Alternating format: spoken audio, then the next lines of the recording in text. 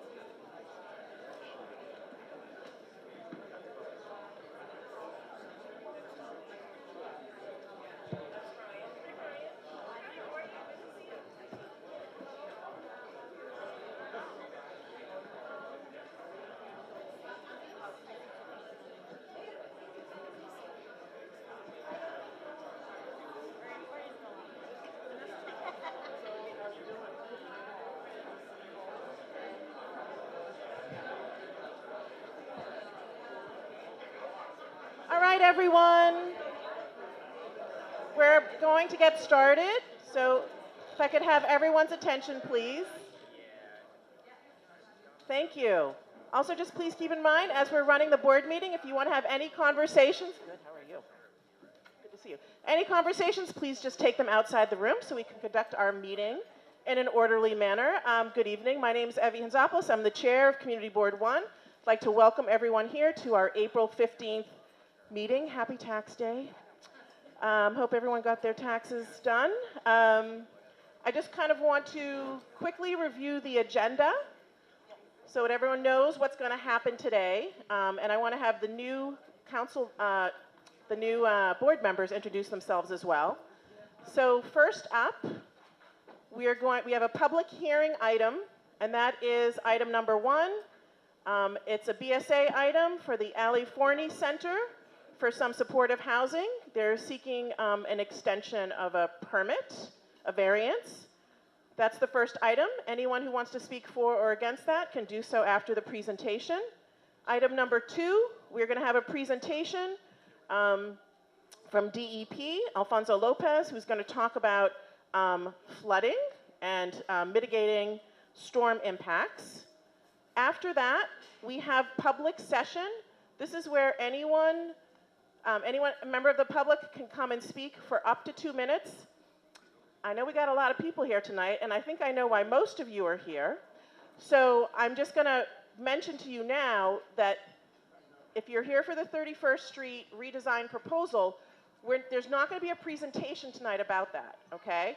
But if you wanted to speak during the public comment, based on what you know, you can. However, I might have to limit how many speakers we can have, just so I want you to know, because we have to be out of here at a certain time. All right? But we will have the opportunity for the public to comment on that if you're here for that or any other item. Then we go into the business section, things that we have to do as a board, including some votes on licenses and things like that. Okay? So that's our agenda for this evening. We're very happy to have our City Council member, Tiffany Caban, here this evening, who would like to address everyone before we start. But can I introduce the new board members first? Okay. So I would like to just have our new board members, who were just appointed by the borough president, introduce themselves. We're going to kind of start down that end. So what I'd like you to do is just say who you are, say 2 or 3 sentences about yourself, and we're really happy to have our new board members joining us today. So we'll start with you, Christina. Hi, good evening. My name is Christina Chase. I am second vice president of the Ravenswood Houses Resident Association. I work at Take Root Justice as an advocacy coordinator / paralegal. And I grew up in this district. I used to go to Queens Lutheran School on 37th Street and 31st Avenue, but if y'all know that church, that was my school. So I grew up in this district, and I'm happy to serve. Thank you. Welcome, Christina. Let's just go down this way. Hi, my name is Pablo Zúñiga. I am a member of the local union number 7 since 2011, and I am very happy to serve you as a new member. Welcome, Pablo. Right here.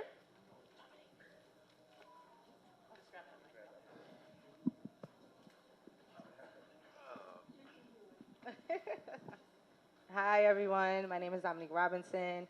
I'm from the Queensbridge Houses, born and raised. I'm from the District 2, went to elementary school at PS 122, 204, went to for junior high school, LIC for high school, and I'm just happy to be here. Welcome, Dominique. Thank you. All right, we're going to make our way around right here. Hi, I'm Phyllis Tara, a lifelong resident of Astoria, and I'm glad to be here. And if you've ever had donuts at the community board meeting, it's because of Phyllis. Or none today, but that's okay. I know. Let's keep going. Hi everyone, my name is Ryan Van Manen. I've lived in Astoria for about 8 years. I love this community. I'm a practicing environmental engineer with the U.S. Environmental Protection Agency. Before that, I worked for a consultant in the area, Randall's Island Park, IS 204. I've had a lot of involvement in the community. So yeah, really grateful to be here and looking forward to working with you all. Welcome, Ryan. Thank you.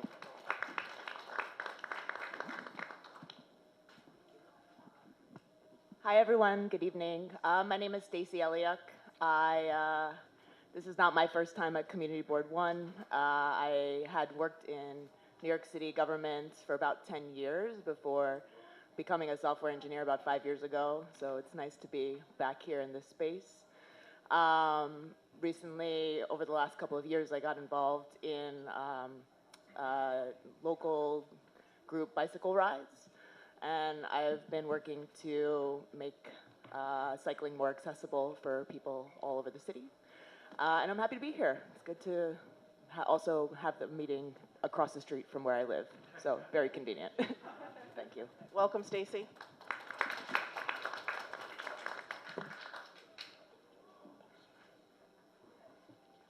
Hello, my name's Bobby Felto. I've been a Astoria resident for around a decade, and also involved with the 31st Ave Open Street. And yeah, very happy to be here. Yes. All right, welcome, Bobby. Thank you.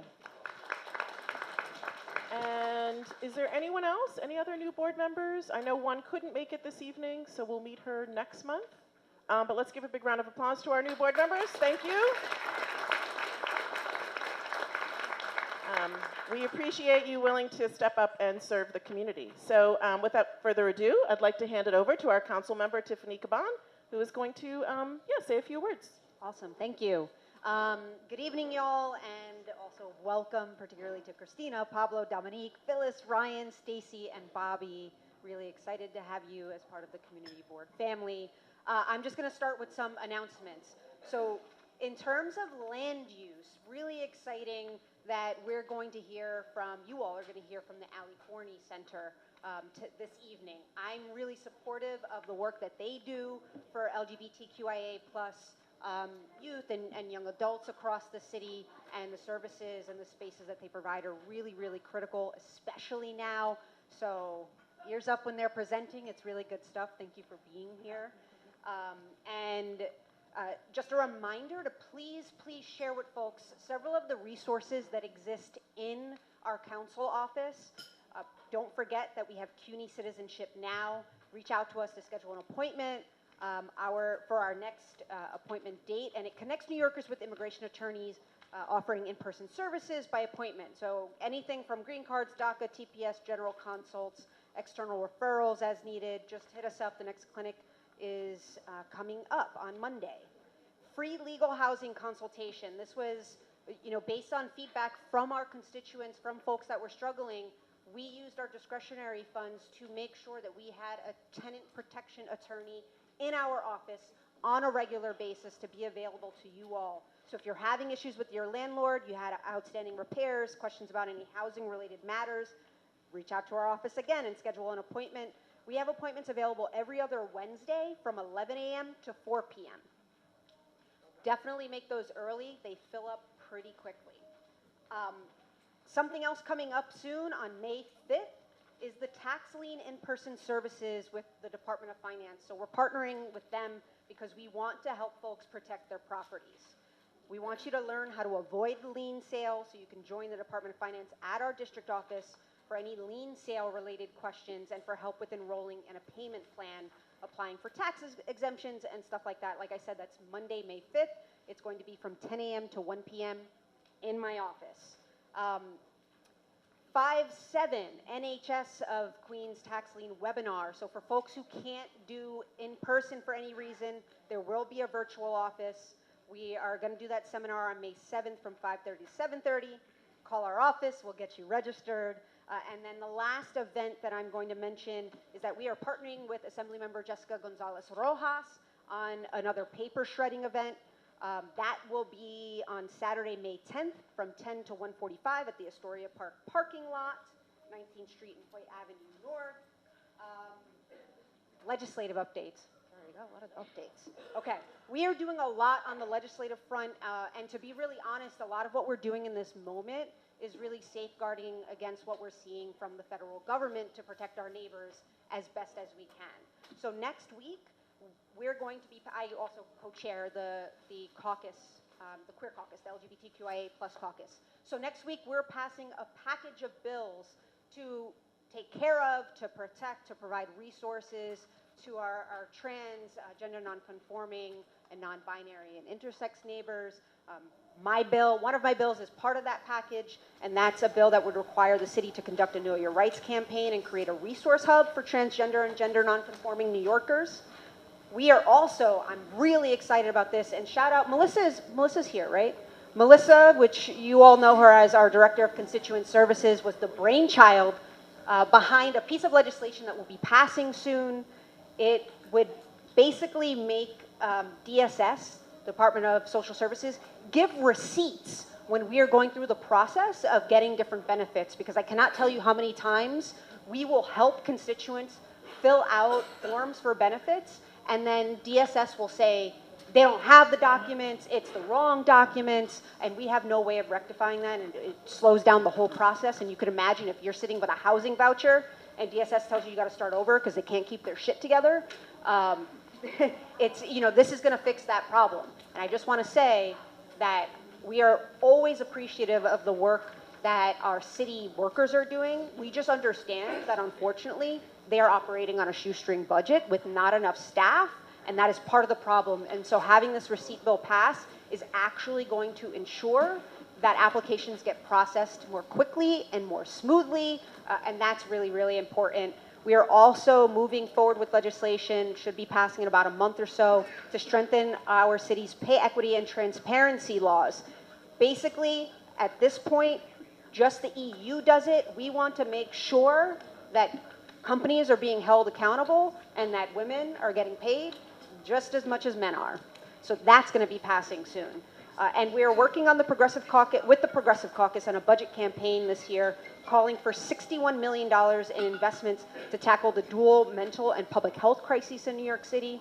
I know you all heard about the really horrific incident that took place yesterday in our community. We know that there are huge, huge gaps in our mental health infrastructure and also our emergency response mental health infrastructure, and this $61 million would go towards doing a lot of support work in particularly that area. participatory budgeting. The vote has concluded. I think we collected somewhere over 3,000 votes from community members, so thank you guys for participating. You got to wait a few weeks to get the results.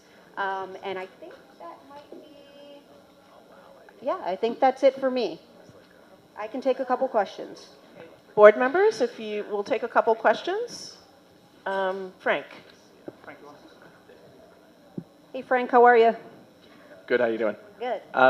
So you mentioned something that I have been reflecting on and when talking to folks that work in different parts of the city government, and that is, of course, not only do we have the many years now of lack of budgets being done on time, which is relatively intractable in some ways. I appreciate your office has stepped up with, direct services and also participatory budgeting. And we now look at a very strong likelihood that federal funding that supports local services is at best not dependable and at worst may disappear. So my question is, for those of us who serve on a community board, and what ways can we and the many sort of social entities we represent also find ways to step in and serve where there's gaps, because we should expect, I assume, more instability when it comes to consistent budget availability of these programs. Yes, Thank you. I mean, we have a few problems, right? We are struggling with a crisis of leadership because unfortunately the resources we do have aren't getting out to partners as quickly as they should be. So for example, there are probably, and Ali Forney, you guys might be one of them, there are lots of organizations that the government partners with to make sure that New Yorkers are getting the services and the supports that they really, really need.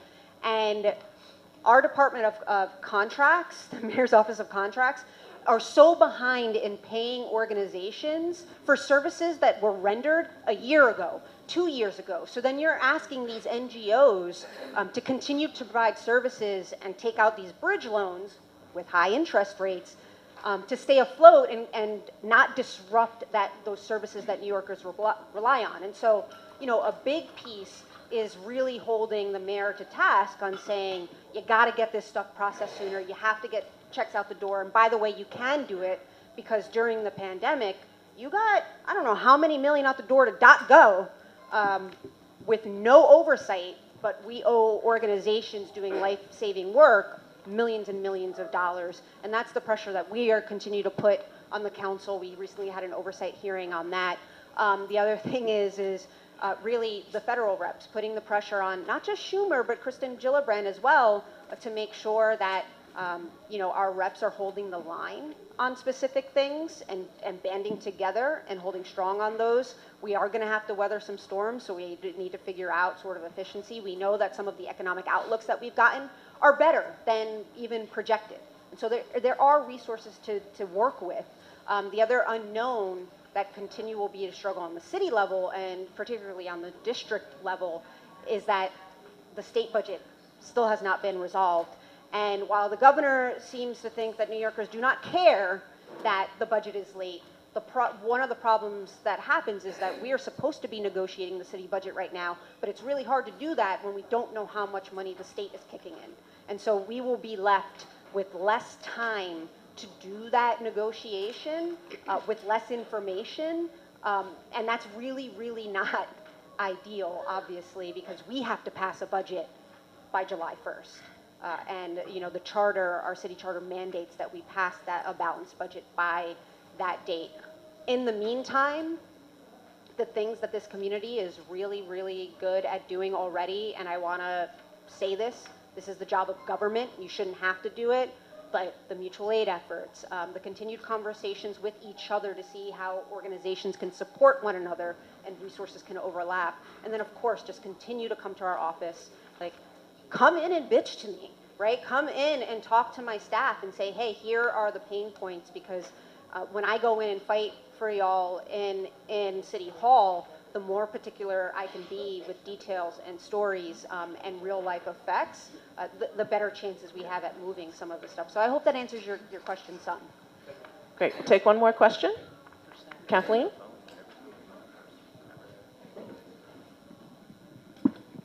In terms of what the city council can do in regard to our possibly compromised mayor, and the guardrails that were set up by the governor, what are the things that you are doing to try and keep him in line, such as that recent executive order which permits ICE at Rikers? We're suing him. It was announced today. The city council, so we passed a resolution at last week stated to authorize the speaker of the city council to sue the mayor because of this executive order.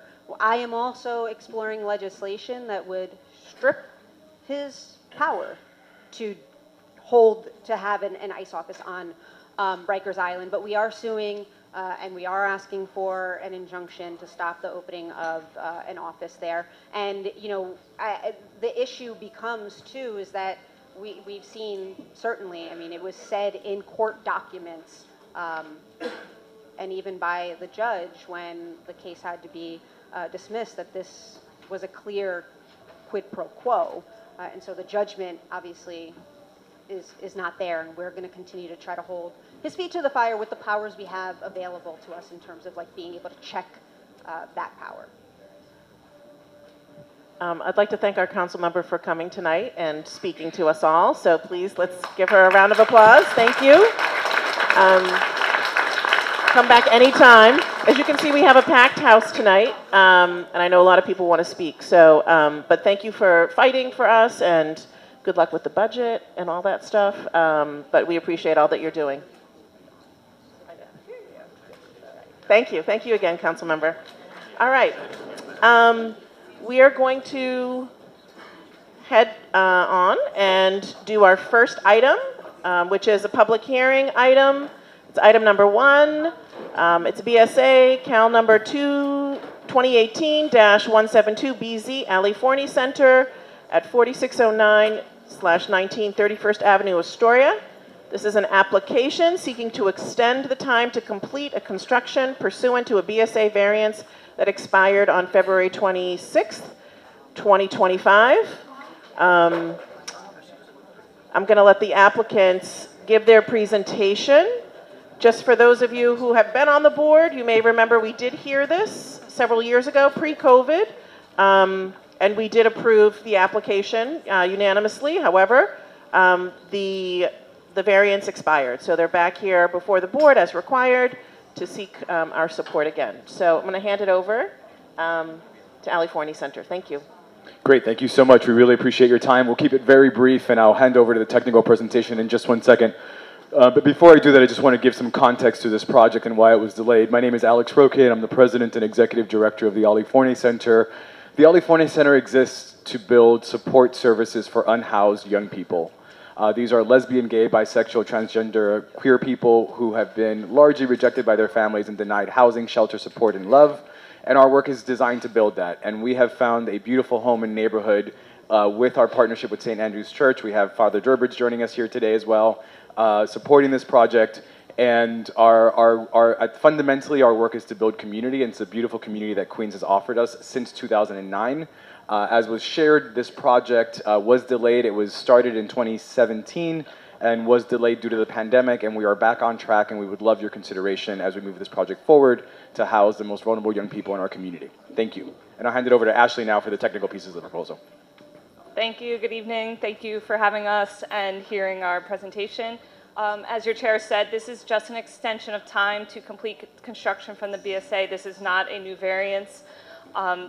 You could see here is a rendering of the proposed housing project. There is St. Andrew's Church. It's on 31st Avenue between 46th and 47th Streets. Here's just a timeline, a little history. So the BSA approved the variance in March of 2020. You guys probably heard it at the end of 2019 here. And then the pandemic hit.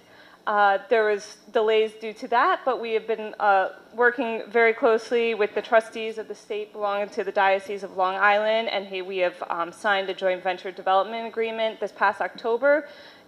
During working on that agreement, we've been working very closely with the BSA and HPD for financing of the project. The variance technically expired this past March, a month ago.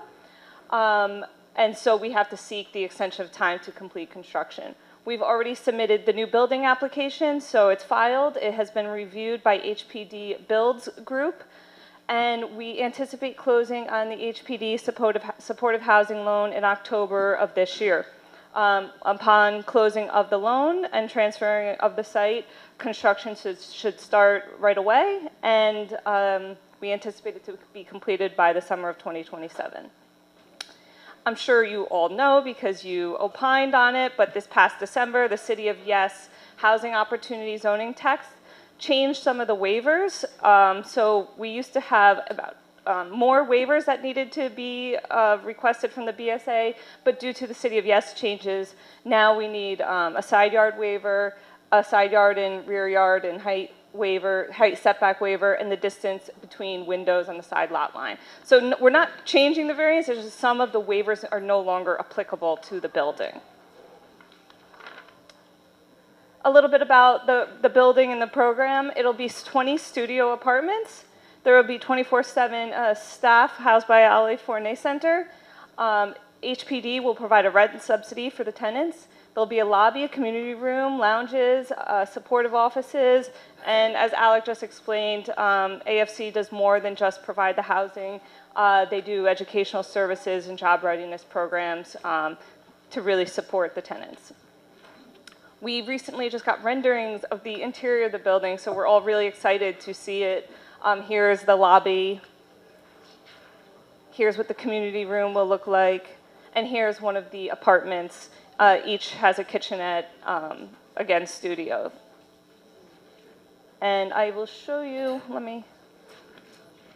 this is just the building, but I'll show you just quickly on the plans for those technical people in the room. This is the side yard, or this would be where the side yard would be of the building.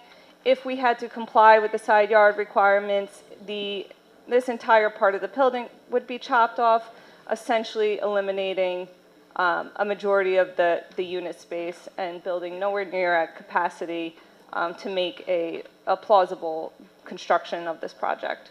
Sorry, let me get to the floor plan. So you could see it would change these units all the way up the building. So again, it's just an extension of time to complete construction. We will be before the BSA on either May 5th or 6th. The week before, we will know if we are on the hearing calendar for the 5th or 6th at the Board of Standards and Appeals. That's it. Any questions? Thank you so much. Okay, board members, any questions? Let's start with Dan.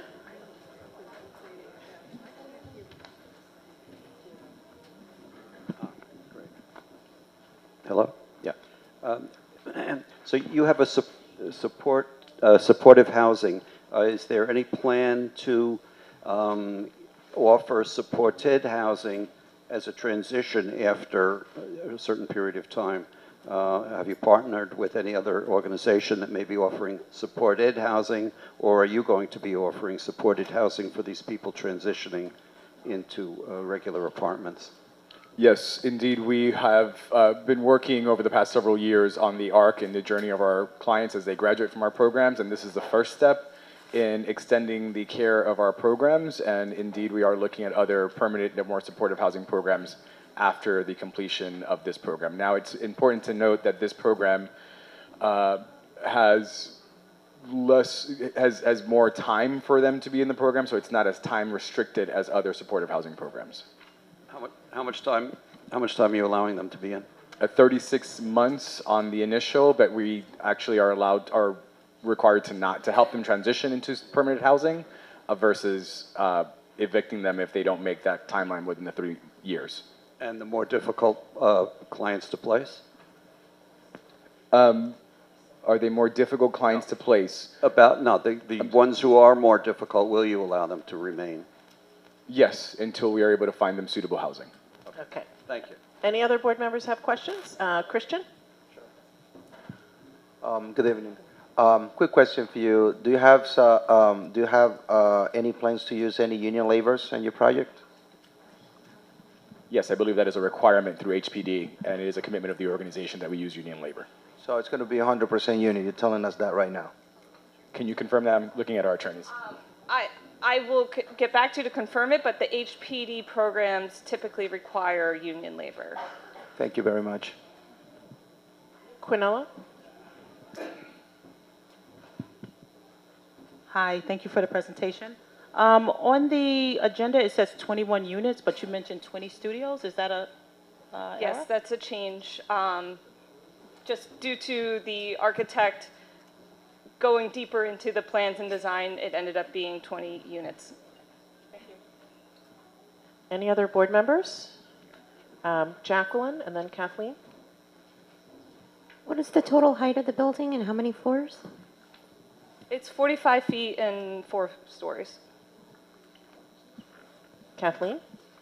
Yeah, I wondered if you could comment, because I did a little bit of research about the number of unhoused youth who are LGBTQ as opposed to the general population of unhoused youth. Sure, and just on the comment on the height of the building, in working with the community, we lowered the height of the building to not cast greater shadows into the neighborhood, so that was one thing that we reworked through the process. As it relates to the number of young people in our city that are unhoused, the recent estimates are that there are over 5,000 unhoused youth in our city, and that 40% of them are identified as LGBTQ, making LGBTQ youth 8 times more likely to be unhoused than non-LGBTQ young people. Similarly, our advocacy and our work as it relates to housing in our city is for all young people, and we've worked to actually push forward in our city the addition of beds every year for the entire community of unhoused young people. Thank you. Thank you. Thank you. Any other questions from board members? Okay, is there any member of the public here who would like to speak for or against what's being proposed? Please step up to the mic. Say your name, make sure you're signed in. And if you can keep it to 2 minutes, well, yeah, you have 2 minutes, basically. Good evening, and my name is Brendan Fay. I'm a resident of Ditmars. I work with seniors, LGBT seniors in Jackson Heights, and I'm also on the advisory board of Pride for Youth, which addresses the needs of LGBT youth here in Queens. I'm really urging that the community board strongly support the request for development and time extension. This is not simply, of course, about providing housing and a roof and safety from the streets of our city, but it's about offering LGBT youth who need not just a roof, but actually a place of belonging. For youth who have suffered and endured and already known the trauma of exclusion, the pain of bullying and the brutality of violence, there's much at stake in what is decided here at this community board meeting.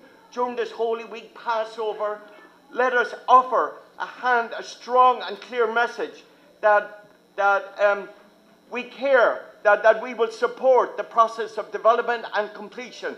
Together we can say to young people and to everybody in the city, the trauma of homelessness for LGBT youth will stop with us right here tonight at this community board meets.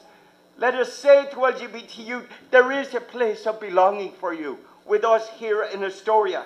We will do the right thing. We will work with the city and community agencies to ensure the necessary time to complete the development. And lastly, we ask the council member Tiffany Caban and all elected representatives and officials get behind us. The great strength of a community like ours here in Astoria is not to be found in walls of exclusion built in fear, but in the quality of care, compassion, belonging and hospitality we provide for the most vulnerable and needy seniors and young people. Let's send a message by saying yes and providing the extension. Thank you. Thank you. Evharisto. Thank you, Parakalo. Okay, thank you. Anyone else for or against? Anyone else for or against? Okay. All right, then we're going to close that public hearing item and move on to the next item on our agenda. We are going to hear a presentation from Alfonso Lopez, the Queensborough Commissioner for DEP. Is he's here? Yeah? No? There we go. Oh, sorry, I took my glasses off. There you go. Do you want to present from there, from here? You have a PowerPoint? Oh, okay. Whatever works for you best. Sure. Okay. Thank you for being here. Okay. Thank you all. I know there's a lot going on, so I'm going to do the condensed version and leave some room for Q&A if that's appropriate. I think first of all, can you hear me there? All right. I think the first thing is I'm Alfonso Lopez. I'm the new Queensboro Commissioner for DEP. We are sort of building this plane as we're flying it. We haven't had borough commissioners before. Of the role, the main part is relaying between the agency, the community boards, the electeds. I'm very lucky to have worked already on several items with Florence and with the board, and so I'm very grateful for the relationship and for the exchange. Just to go through this real quick, the whole idea with this new approach is to reach folks on key items before the issues right on top of us. So in this case, we're going to be talking about flooding, which I know is a big issue for this neighborhood. Flooding, as the agency looks at it, is through 3 different mechanisms, through stormwater, coastal flooding, and groundwater. You all here receive sort of a mix of those 3. The sewers obviously are our main line of defense and handle 98% of our rain events. And they're designed to handle 1.5 to 1.75 inches of rain per hour. Where you'll see some particularly bad events are where you see the 1.94 inches that Henry brought us, the 3.15 inches that Ida brought us, and so forth. So climate change is something that we're very mindful of in terms of our build-outs and our maintenance and our work going forward. And there are several different things that folks sort of encounter. We have sewer backups that come from when rainstorms happen and the sewer system gets overwhelmed, groundwater flooding that you'll see in basements, tidal and coastal flooding, which we'll see in some parts of this district, and that's where you'll see particularly bad situations when it comes to storm surge. But again, the reason I'm here today is because storm season is not quite here, but it's close. It's June to November. August is sort of the higher point, so we wanted to come out and see folks ahead of that. Like I said, sewers are our main line of defense. We also have blue belts that are natural sponges and ponds that sort of help buy our sewers time by managing some of that water. We have efforts like the cloud bursts, which are also, you'll see built structures like tennis courts, basketball courts, which have systems under it to receive water. Again, so water goes in there and not in the homes and the businesses. We have warning systems like our flood net sensors, and I believe we have 3 in Astoria. We also have, I think one thing that folks here will be particularly interested in is the unified storm rule. I don't know if folks have heard about that. But the rule is basically when developers come in and they're going to build out, they have to take into account how to manage their stormwater. A lot of times folks are concerned with all these extra folks are coming in, they're flushing, they're showering, they're using the bathroom and the sinks. What is that doing to the overall management? We find that a lot of times when we have flooding events, it's water coming down, not water coming from that. And so ensuring that they manage their stormwater as part of their planning helps to alleviate some of that. And then it comes to what can individuals do to protect ourselves. Converted basements is something that we always tell folks to be mindful of, especially when you have driveways that are pitched. 2 of the things that I'm going to drop off for folks here today, I like to bring materials that are useful to you, not just for the sake of it. We have our brand new water quality report that just came out for 2024, but I want to point to this one, and I'll show it around, and I'll leave copies here for folks. We could always get more. Rainfall Ready is a guide that's going to talk about some of the things that I'm itemizing here. But if you, like I said, converted basements can be difficult because of water entering, rerouting their downspouts. A lot of folks will put the downspout right into the sewer. If there's a rain event that overloads the system, we always encourage folks to disconnect that or put a rain barrel, which some folks will opt to do. Like me, I don't often get into the basement, but we always recommend flood sensors, which you can put on the ground, either by the windowsills or by the drains.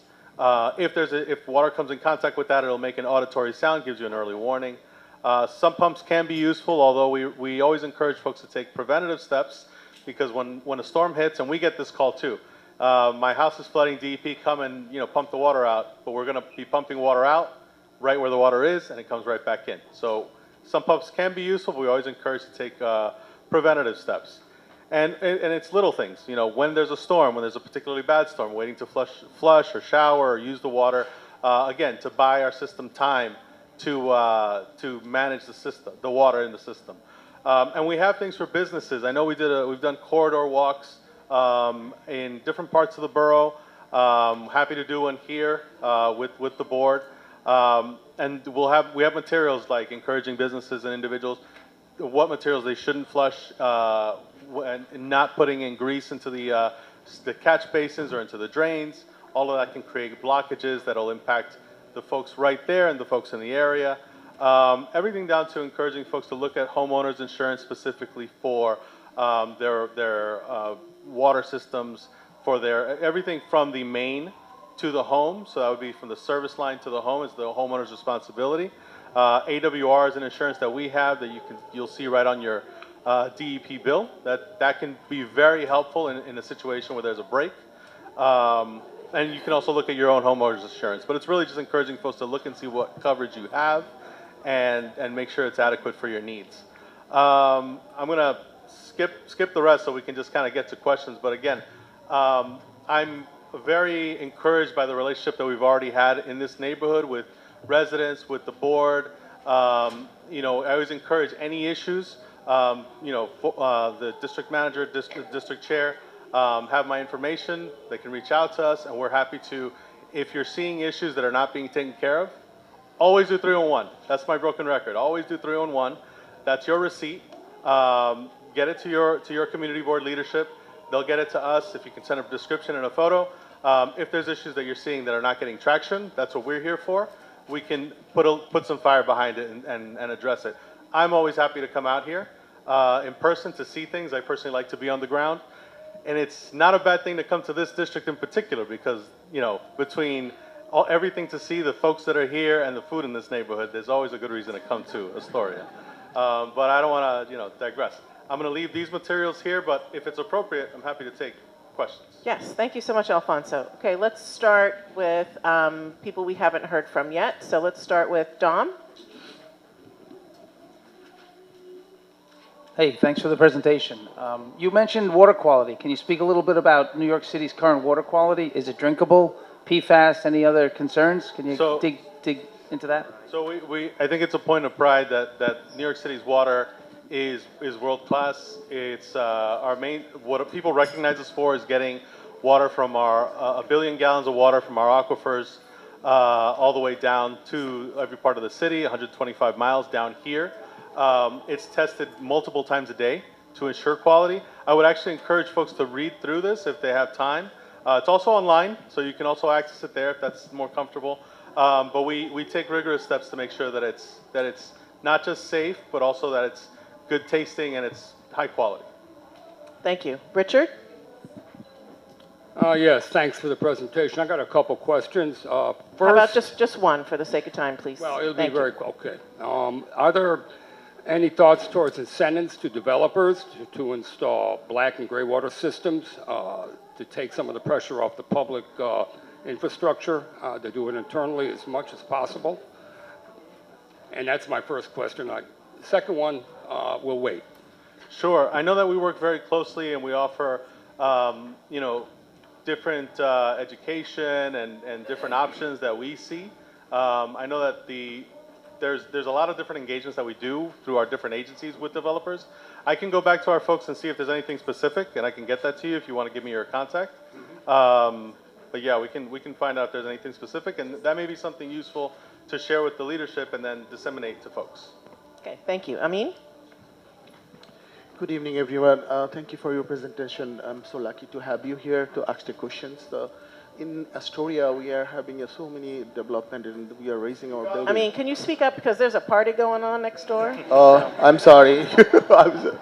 Are you trying to extend the shores line? Because, we never had flood in Astoria. But what is happening now, we are developing a lot of big building. And what they do, when they are doing the construction, I myself saw that they drain their, when they're doing all the cement and stuff, they try to drain it, and it is clogging our system. There is no doubt, and a lot of times I don't see. I believe the city required to they have to have something to wash their stuff and do it, but most of the time they don't do it. And are you extending the line, the shores line, or it's going to be the same one you were saying? It's not clear to me. Okay, so that's where I think the partnership and you know, having this role is particularly important. Folks shouldn't be just dumping things into either the catch basins or the waterways or the street, even the street, because what's in the street will ultimately end up in our catch basins. We have, as many folks know the scourge of the fatbergs, right? When there's material that just gets clogged up, and it basically is like giving the heart attack to the system, right? Because it clogs it up, and then we have to vacuum it out or carve it out. When you do see that, I would encourage you to immediately do a 3-on-1, flag it for the leadership here, and I always tell folks to get us as much information as you can. Particularly if you have photos, that's very handy. If someone's dumping something, we investigate that, we look into that, and that's something that we take very seriously because it's not just in the immediate, but that has sort of like domino effect if it's not taken care of. So please get that out to us as soon as you can. If you want to catch me after this and give me some specific addresses or intersections, I'm happy to look into those. Are you extending the line? Are you making the extending the line?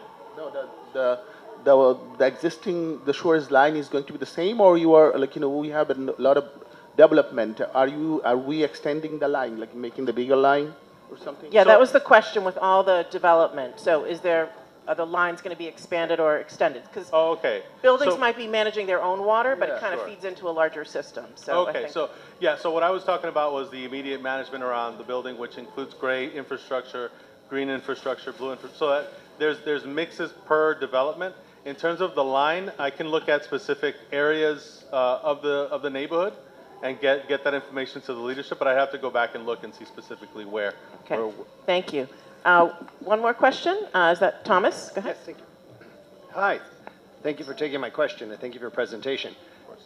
A lot of your discussion was about currently flooding and flood risks that we experience here and in Queens, and I think most of us probably have friends who've experienced this, where it's the basement flooding or there's return in the sewer. Much of that in the information that we're receiving is based on, and the actions that are taking to identify and to regulate this flooding or to control this flooding are based on FEMA maps. We previously had, and it's my understanding New York City is using FEMA maps, and those maps were drafted in 2007, almost 20 years ago. Does your office undertake to update those maps in their decision making? So I know that we're constantly looking at the current state of things and projections forward. Climate change, which is the reason why it was at the top, was it's a very face-forward consideration whenever we do either maintenance or when we do development. I would say that where it's useful for the back and forth, if there's areas in particular you see that there's persistent issues, whether it is something as low as ponding to something as flooding, whether it's rain events or from the tides, I would say share that with me, because I know in other meetings like this that I've gone to, it's been very helpful to get the on-the-ground information so we can go and address it, or be able to add it to our mix of planning. But we do take climate change is a very front burner issue for us whenever we do anything. Thank you. And again, so are you using those 2007 maps? I can go back and see which maps we're using currently. Like I said, I'm a couple of months in, so I can get that and relay it back to you. But I know that we do not just with our agency, we work with across city agencies and across all levels of government. Thank you. Mm-hmm. Okay. All right. And final question. Just one question, though. Thank you. Hello? Yeah. You mentioned if the catch basins are clogged, we should report it and you come out and clean it. Is there any plan to do preventive maintenance so that on a regular basis so that the muck and everything in there gets cleaned out and we have a full capacity catch basin? That happens currently. We do go out and check catch basins regularly. There is a cadence that we do across the whole city, not just here in the borough with the folks that we have. So it can take some time to just go ahead and come around to all of them and then start over again. That's why I wanted to make the point that what's been useful already in this time is I've gotten calls from folks like this community board and others. And there's areas where there's either a maintenance issue because there's a collapse, because the grate is broken and it can cause a tripping hazard.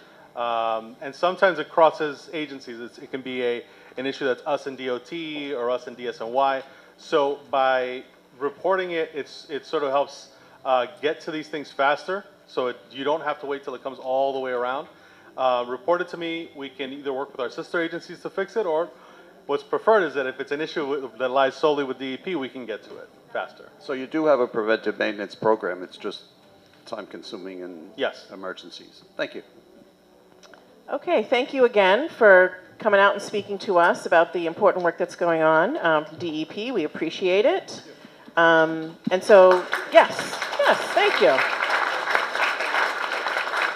And we're glad you like coming to Astoria, so come again anytime.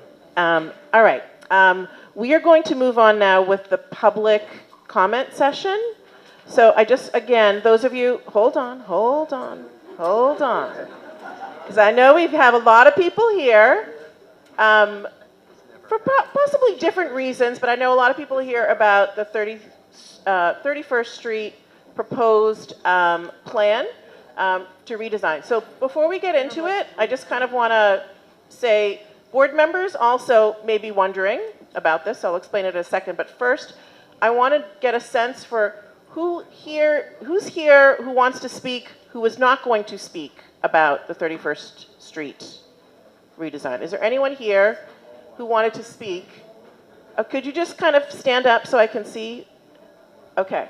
All right. So I'm going to just have those folks go first, okay? Because then the rest we can kind of see.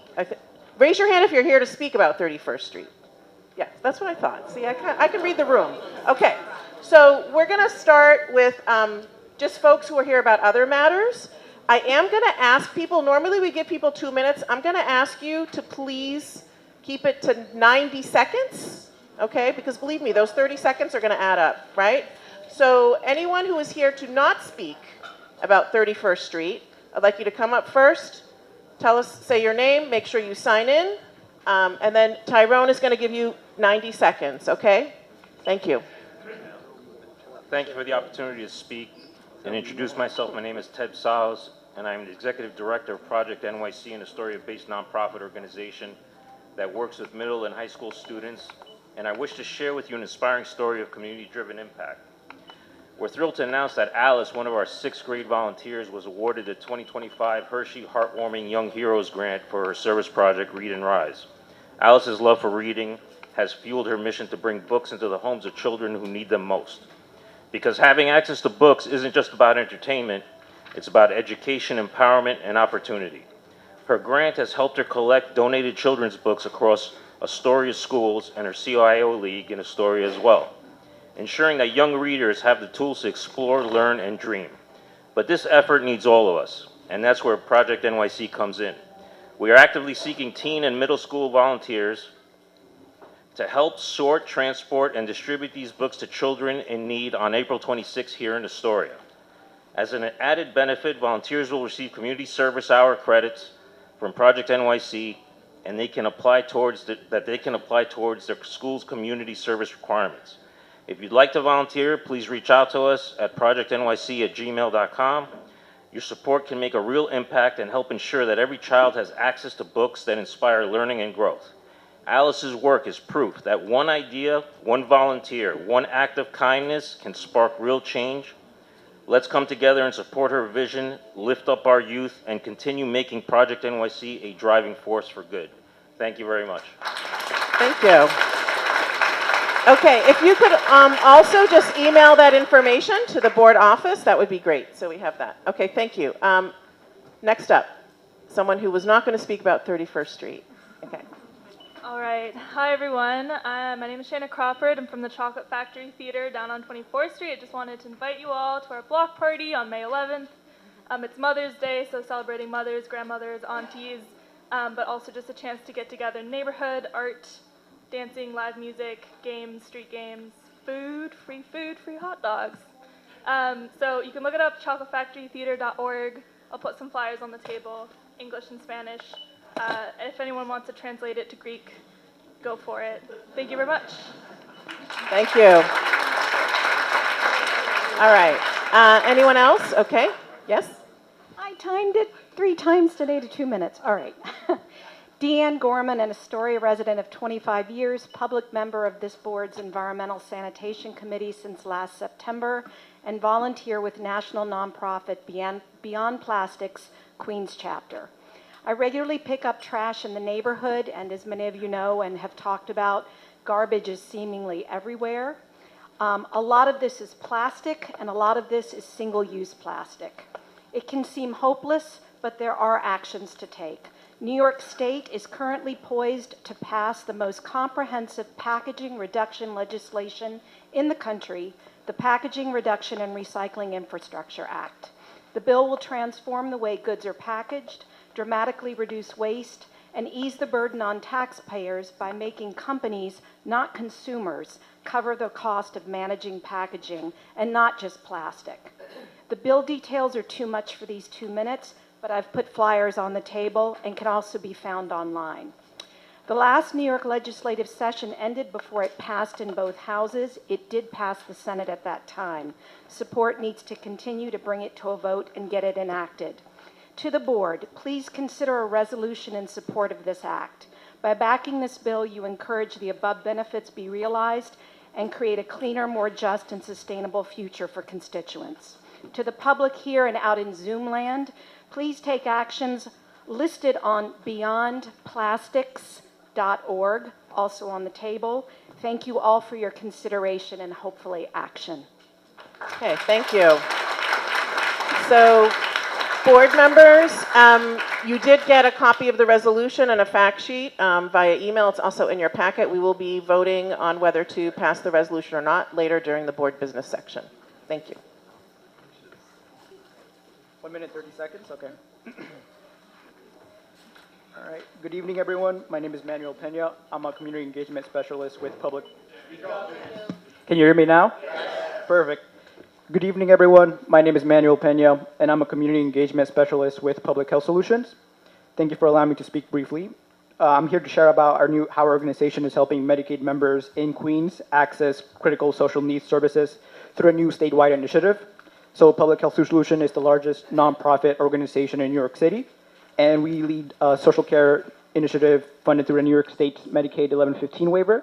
It's designed to connect Medicaid members to services beyond traditional medical care, things like housing, food assistance, transportation, and care management. So Medicaid members may be eligible for enhanced services like nutritional support, rental or utility assistance, transportation to care, and housing, and eligibility is identified through a health-related social needs screening. So we're actively partnered with local community-based organizations, providers in Queens. Some orgs we're currently collaborating with are Sienna, the Fortune Society, and the God's Love We Deliver. And we handle contracting, technical support, and referral tracking. So if you're an organization that works with Medicaid-eligible populations, we'd love to connect. And if you know someone who you think may be eligible for this program, I'm happy to provide some flyers, or they can screen through a partnered CBO and call our hotline. So we're here to build partnerships with community boards and community members to meet real community needs, and I'm happy to connect after the meeting or follow up with more details. Thank you so much for your time. My email is mpena@healthsolutions.org. Thank you. Okay, anyone else who wanted to speak about an issue other than 31st Street? Honorable Chairwoman and members of the board, my name is Ahmed Tamal. I speak to you today as I'm a concerned member of the community regarding the rezoning application submitted by the Department of City Planning. Last week, the Land Use and Zoning Committee hired and introduced George Janes, who gave an experienced analysis of what DCP's zoning plan might look like. 3D renders of structures were presented in this meeting, which illustrated what is possible through this plan. DCP representatives were present and fielded questions in a couple of these meetings. It was clear DCP had limited, if not guarded, information which it declined to disclose. Basic questions relevant to the residents of Queensbridge and Dutch Kills were unanswered. What concerns me is the lack of transparency by DCP. When asked whether policy or law kept DCP from disclosing relevant information, the response lacked substance. Since DCP refuses to release information until a later date, you, the board, will be presented with an avalanche of information and then be asked to review this flood of data with speed. DCP has offered to walk you through the process once it makes its findings public. This significantly clouds the board's ability to arrive at an opinion independently. At the end, being a member of the community board is a thankless, voluntary position, but your opinions have volume. Queensbridge houses and the residents of Dutch Kills are permanent fixtures within our community. I would urge this board to not rubber stamp an application which arrives in this fashion. Time up, buddy. Thank you. If you can send it, anyone who's testifying, if you want to send a copy of what you wrote, you can send it to the board office or drop it off here. Okay. Anyone else? Okay. All right. So anyone else who wants to speak, you're here to speak about the proposed 31st Street redesign. Can I just see how many people want to talk? Again, just raise your hand. Okay. Okay. So you're going to make me really work for my salary, which is zero, by the way. We're volunteers. But I guess I want to encourage allow as many people as possible to speak, but we have to be out of here at a certain time, and we also have board business that we need to go to. What I want to say is, it's not on the agenda for tonight. We have asked DOT to do a presentation down the line for the full board. So at that point, when we have an actual public hearing about it, we'll be allowed to take full testimony from people at that time. This is just the public comment session. So board members, because some of you may be wondering, last week DOT presented a plan at the Transportation Committee meeting. So those of you who are on the committee or attended, you kind of know what we're talking about. Those of you who weren't, there's a proposed redesign for 31st Street. Again, it's not an item that's being presented on today, but people I know both for and against, maybe some in between, or people who have questions are here tonight. Because there's dueling petitions going on. There's all sorts of things happening right now. So what I'm going to ask everyone to do is, because it is right now, okay, it's 7:32.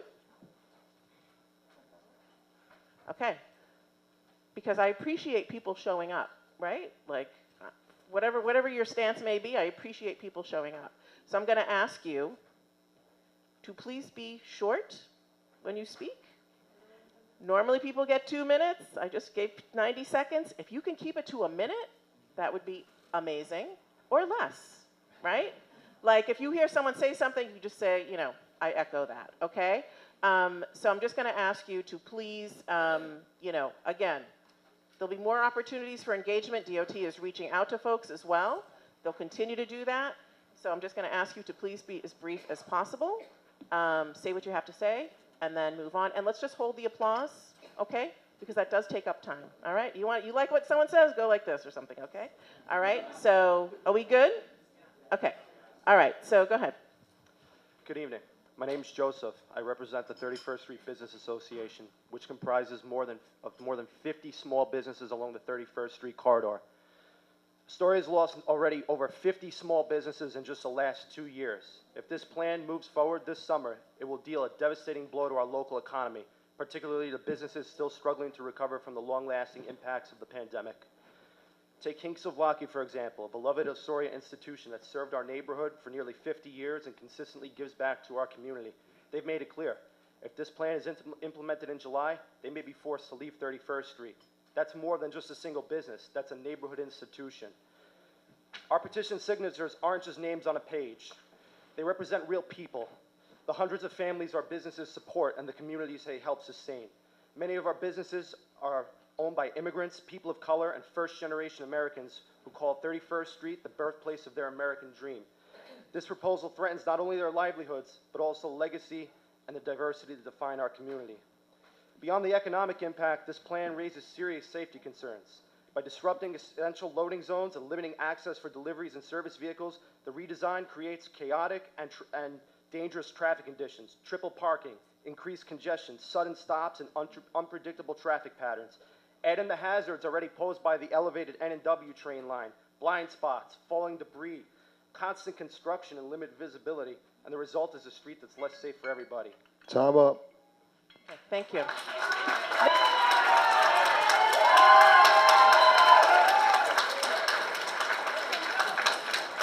if you applaud, that's going to be time off the next person, right? So Okay. I'm just I'm like gonna be literally that quick. was we got to keep it moving, okay? So just go like Absolutely. this. Absolutely. Okay, thank you. Thank you for your time. My name is Nancy Esposito. My grandfather started a small HV supply shop on 31st Street in 1974. Today, it has become one of the largest business HVAC distributors in the Northeast. Conversely, my service company has grown into one of the most trusted service companies in New York. Lion Enterprises serves more than 22,000 households each year. Brothers Supply provides vital equipment and support to all those who New York call their home. For more than a century, Astoria has been a drum major for the continued growth of New York, a vibrant working middle-class community rich in diverse cultures. We thrive as a cultural tapestry, supporting our neighbors, small businesses, schools, the arts, and our people, both those who have paved the path during the Industrial Revolution and the young families and students who call Astoria home. 31st Street in Astoria is an industrial conduit to Manhattan, the Bronx, Brooklyn, and beyond, where commercial bakers, hospitals, mechanics, construction developers, and HVAC service providers like me serve New York. Day after day, our businesses keep all of New York City growing, illuminated, and thriving. Manhattan relies on our Astorian small businesses Time's up. that inhabit the famous Okay, thank you. underneath the L. Thank you. No applause, please. I also, so we're going to do three people who have concerns or are opposed, and then 3 people who might be in favor. Because I kind of just see everybody kind of, crowding around the podium. I need to see a line, so if you can kind of maybe organize yourselves that way, right? So the next 3 speakers after this speaker, anyone who might want to, I just want to make sure everyone's going to have a chance and we're making sure that all perspectives are covered. Okay. Can you hear me? Yes. Good evening, all. Thank you for having me here. Thank you for having this meeting. In our community board meeting, our voices will be heard. Our voices will be heard for the lack of representation that the community board has given to our community over the last 6 years. We have recently questioned the integrity and the true nature of the community board's existence because politics is prioritized over the interests of Astoria residents. Our elected officials, Tiffany Caban, appointed Evie as chairwoman with support of various That's actually not organizations. true. Sorry, I got to stop you. Excuse me. Stop. That's actually not true. I was elected by the board. I just want to correct you there. Anyway, Thank you. Western Communities Land Trust, where she serves as treasurer. Western Communities is founded by protesters, including our state senator, Kristen Gonzalez, AOC, Julie Wanzer, Ram Abdami, and others who opposed the 25,000 good-paying jobs when Amazon planned to occupy the Board of Education at 4436 Vernon Boulevard. Western Community Land Trust also advocates for a land grab at 600,000 square foot site. Additionally, Tiffany Caban has appointed Evie to a lucrative position at the Queens Botanical Garden. Along with Kristen Gonzalez, Tiffany Caban and Zoram Abdami was a strong supporter of the street closure of expand oversized bike lanes on 31st Avenue in Astoria, Queens. She was then appointed as chairwoman of Community Board 1. Our elected officials are responsible for the bottom line losses of layoffs of small businesses in our great Astoria community. How can we entrust the same people on this community board, one duly appointed by the same instigators, our elected officials, Time's up. to protect our interests in our communities Thank without you. compromising Time's up. their career Time is up. aspirations? Over the Thank last you. 6 years, our car lanes have diminished, parking has become limited, our bike lanes have expanded I'm sorry. significantly. Your time is Our elected up. officials complain about congestion, and yet the instigators Okay, are stop, the same stop. elected officials who have emerged during this time. These same Okay, turn off the mic, officials please. have appointed the key members Yeah. of the community board of advocates for their own Yes, interests. stop. You're obnoxious. Stop. You're done. Your time is done. Okay, order, please. Board members, thank you. It's okay. Next, go ahead. Hi, my name is Noah Williams. I've lived on 31st Ave coming up on 7 years, near the intersection of 31st Ave and 31st. It's a nightmare. People drive like maniacs, mopeds and drivers mostly. People cut the corners. The pillars aren't safe for pedestrians. The view sites are terrible. You know, I've lived with the 31st Avenue. You're talking about real people. Real people have died. People have been hit by cars. People have been killed. You know, there's a lot of young families in the community, and we want this place to be somewhere where people can live happily. Sorry, I'm upset.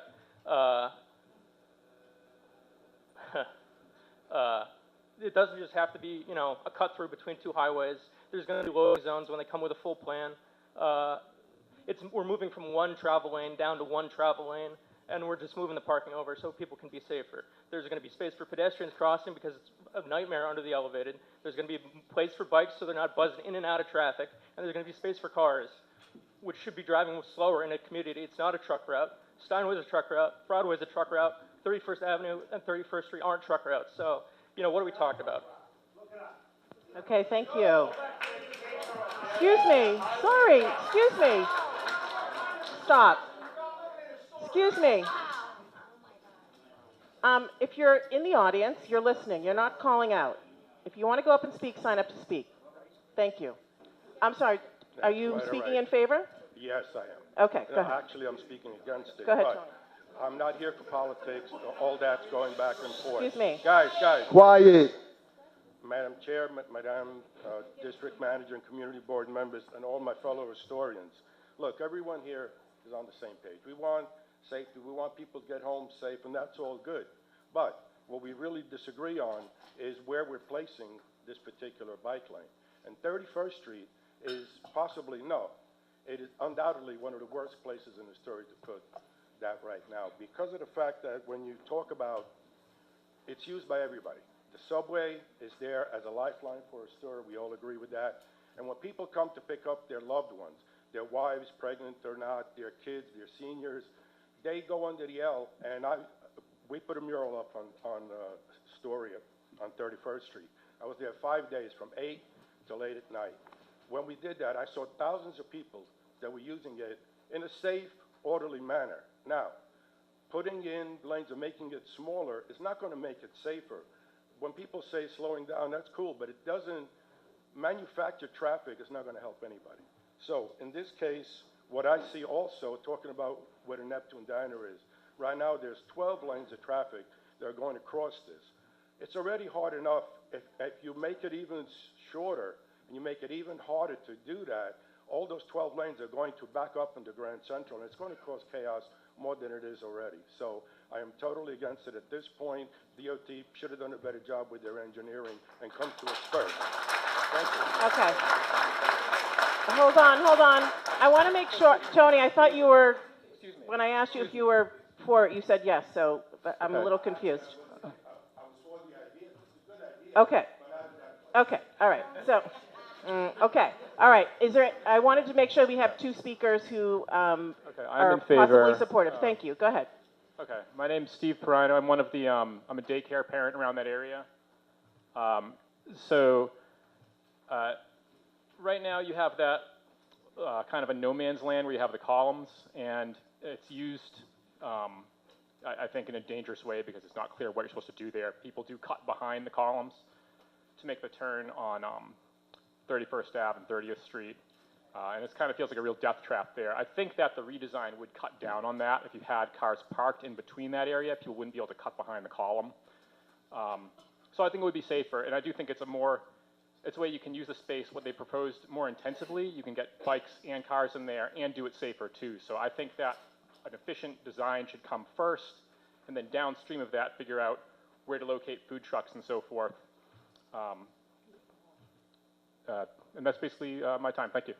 Okay, thank you. Next. Thank you. Hi, my name's Tim Roper. Sure.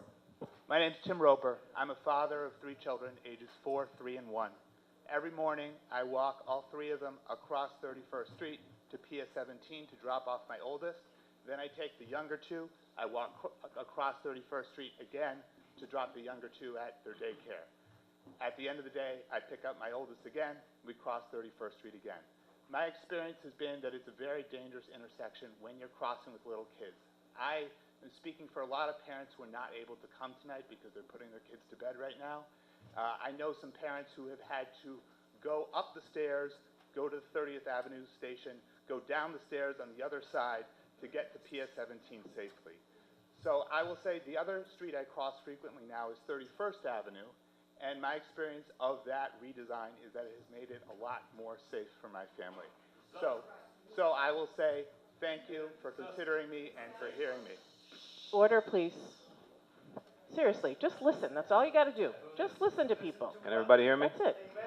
Excuse me. Next, please. Next, please. Okay. I'm Angelo, son of Costa, Kings Blackie.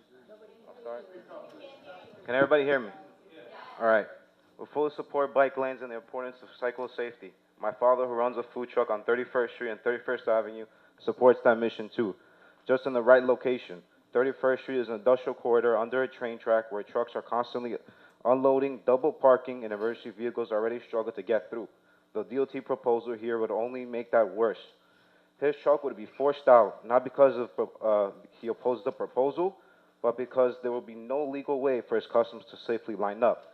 This is a man who donated thousands of meals during COVID and provided jobs when people needed them the most. A decision here could quietly erase a business that has done nothing but serve this community. It is not easy for food trucks to relocate. We're here to work together to find a solution. We suggest 33rd Street instead, a less commercial street, a wider corridor where a protected lane could be installed. This isn't just about one food truck. According to the New York Post, more than 1/3 of motorized bikes in NYC bike lanes are speeding. Patch has reported that nearly 79% of cyclists in the city run red lights, creating real dangers, especially at intersections where visibility is limited. Last Streets blog, NYC covered how Dykeman Street has one of its protected bike lanes removed. Just saying that again. Because of major traffic problems. The city lost money this way. This could be 31st Street if we don't get this right. We're not asking you to stop the project. Time is up. Just to adjust it. Okay, thank you. Thank you. Thank you. Hold the applause, please. Please hold the applause. I'm going to have to cut the public comment short. Okay, that takes up time. I want to let people speak. Next up, please. Step right up. Good evening, everyone. My name is Anthony Koulzakis, and my family owns... Good evening. You hear me now? All right. My family owns and operates ZAD service station located on 31st Street and 38th Avenue. I'm here today to express my serious concern about the DOT proposition on 31st Street. Not because I'm against safe streets, but because of the unintended harm it will do to small businesses like mine on 31st Street. For decades, my shop has served the community, helping people stay on the road safely and affordably. But over the past few years, similar projects have taken away valuable street parking and loading zones. My customers can't find a place to park. Tow trucks struggle to drop off vehicles, and suppliers have trouble delivering parts. Some customers have even told me that they've taken their business elsewhere simply because it becomes too much of a hassle to reach us. I support safer streets. We all do. But these changes are being made without the consideration and the realities of running a hands-on, service-based business. If this trend continues, more small businesses like mine could be forced to shut their doors.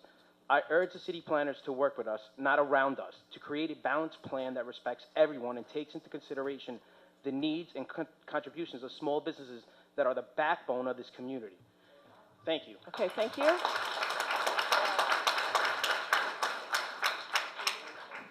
All right. Next up, and then I want to make sure anyone who wanted to speak in favor or supporting it also has the opportunity as well. Go ahead. My name is Kelly Minetis, and I'm the Parish Council President of the St. Demetrius community in Astoria.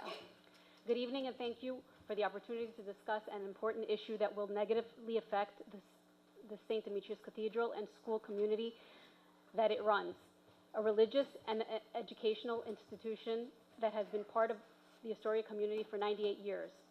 I refer to the proposal to install protected bike lanes along 31st Street that will run east of the church and school and west from the daycare center that will soon operate in one of our buildings. Specifically, the proposed bike lanes would interfere with the school bus pickup and drop off and will be dangerous for our students to navigate. The proposed bike lanes would interfere with parent pickup and drop off, including for our 3K students. The proposed bike lanes would interfere with the annual community fundraiser festival that raises a significant portion of the funds that we use to sustain our community buildings, provide the community provide the community needs and to serve the needy. Finally, the proposed bike lanes would also interfere with the drop-off and pickup of the children who will use the daycare facility. We understand that the need for New York City to explore transportation alternatives, but this plan must be implemented responsibly and not in a manner that will harm our cathedral students and our parishioners. Thank you for your time. Okay, thank you. All right, anyone here in support? I want to just, yes, step right up. Thanks, let's keep it moving. Thank you. Hi, I'm Perrin Heibach Morris. I'm a resident of Astoria. I live on 31st Avenue. I can say from my own personal experience that the work that has already been done has made me as a pedestrian safer. But rather than just going based off of anecdotes, so the Department of Transportation has named that stretch of road, which is less than a mile, in the top 10% of dangerous roads in Queens. There were 150 injuries on that stretch of road in the last 5 years. That's almost 3 a month. The Department of Transportation has shown that adding protected bike lanes increases safety for everyone by 16%, for pedestrians by 30%, and for elderly pedestrians by 40%. Saying that this cannot be done because of some inconveniences, because of profits, is to me unacceptable. There is also data from across the United States that shows that increased pedestrian traffic is what makes businesses thrive. Cutting off pedestrian traffic by installing more lanes, not that that's what we're doing here, but as an example, kills small businesses. You can see this across the United States, and I would like to say that I think this board should support pushing against that trend for pedestrian and cyclist safety. Thank you. Thank you. All right. 2 more speakers, if there are any other speakers in support. Yes, go ahead. Thank you. Good evening. All right, I know the temperature's a little warm in here. I can see the sweat from your pictures over here going on. Good evening, everybody, members of the board. My first time coming up here. My name is Dennis Senos. I am the operator of Astoria Central Parking. I operate a parking garage in the past 8 years here at 31st and Broadway. I am an avid supporter of mobility, micromobility, and larger trends in the area. I see this plan as maybe pushed forward a little too quickly, and I would like the DOT to probably reconsider which locations. I think Astoria is a very wonderful city, very wonderful part of Queens that can support bike lanes in other portions of Astoria that would not endanger cyclists at the end of the day. I'm a very big proponent of Donald Shoup's work. I have understood that the high cost of parking and the threats that it does bring to people, this plan itself, while serves in a sense profitable to me if it does go through, I don't see that as a possibility. I see that as a detriment to the rest of the businesses in the area. People don't come to my business for the joy of parking with me. People come because they need to go visit a friend. They want to go out to a restaurant. I don't see a restaurant having 5 cyclists come over to book that table at the end of the day, but I'd love to see it happen. I'd love to see a micromobility hub that would actually help and support all aspects of travel within Astoria and other parts of New York City. Time's up, buddy. Okay, thank you. Thank you. Thank you. In favor? I'm sorry, hold on. Are you in favor, sir? Are you in favor or against? Okay, we need to let the 2 more speakers in favor. Yeah, thank you. Hi, everyone. Thanks for having me. Amy Obermeyer, resident of 30th and 30th. I cross 31st all the time. It is incredibly dangerous. My anecdotal experiences aside, which is 3 to 4 times a week, do I have to dodge a car running a red light? Well above our citywide speed limit of 25. I mean, I cycle at 25 miles an hour sometimes, and I am blown, the cars blow by me at 25. Like, I have a speedometer. But also, right, the data points in favor of bike lanes to end the traffic violence in our precinct. It is well known that we are one of the most dangerous places in the city for cyclists and pedestrians. So much traffic violence. And part of that is because the cars are able to speed because the lanes are so wide. What studies have shown from other places is that when the lanes are shrunk, as the bike lane will do, cars slow down. And when cars slow down, fewer people die. The data just says that unambiguously. This bike lane, every time you put in bike lanes, traffic injuries, traffic fatalities go down, and I don't see this any different. I know we're hearing a lot of arguments, but what it boils down to me is loss of free parking. While drivers are paying less than it costs to drive a car in this city, even with all of the costs for like licensing, registration, things like that, they are paying too little. And now they're upset that they're losing their free parking, but that is actually not fair, right? Because drivers are, on the balance, a wealthier block of people than people who don't drive, and it is ultimately the lower income people subsidizing higher income people to park for free on the street. That's what we're talking about. We can talk about other issues all you want. Time's That's up. my time. Thanks, guys. Thank you. Okay, next up. Hi, everybody. My name is Cormac. I wear a lot of hats in this neighborhood, but I'm here in my personal capacity tonight. I don't expect to change anybody's mind here. I don't think this is the right context for this, but I do want to speak in support of the project. I was not born in Astoria, but I do intend to die in Astoria, and I really hope that it doesn't happen on 31st Street. You know, people have talked about the merits of this plan, and I just want to encourage everybody to take a step back. I don't think this is quite as controversial as we're all seeing it. Everybody's emotional, and it's intense, and they should be, because it's an important project. But if you really look at the details of this, which again, there's not time for here. Quiet, please. If we look at the details of this project, which there's not time to do here, I think you're going to see there's a lot more to agree on than there is to disagree on. Now, that said, it's not that there's no problems with this plan. I know King Souvlaki is here. King Souvlaki has probably fed me more meals in my lifetime than my mother has. I do not want to lose King Souvlaki. And I don't think we have to lose King Souvlaki, and I don't think we need to sacrifice the real safety improvements of this project in order to keep them. And it's not hypothetical. Our neighbors have died on this street. Our neighbors have gotten life-changing injuries on the street. It's going to keep happening. I know a lot of people are frustrated with cyclists. I'm a cyclist myself, and I'm frustrated with cyclists. But opposing this project is not going to get rid of bikes on 31st Street. They're going to keep biking on it. And we have a choice to make it safe to do so or allow it to continue to be dangerous. And I just really hope we can all come together and make it safe for everybody to do so. Thank you. Thank you.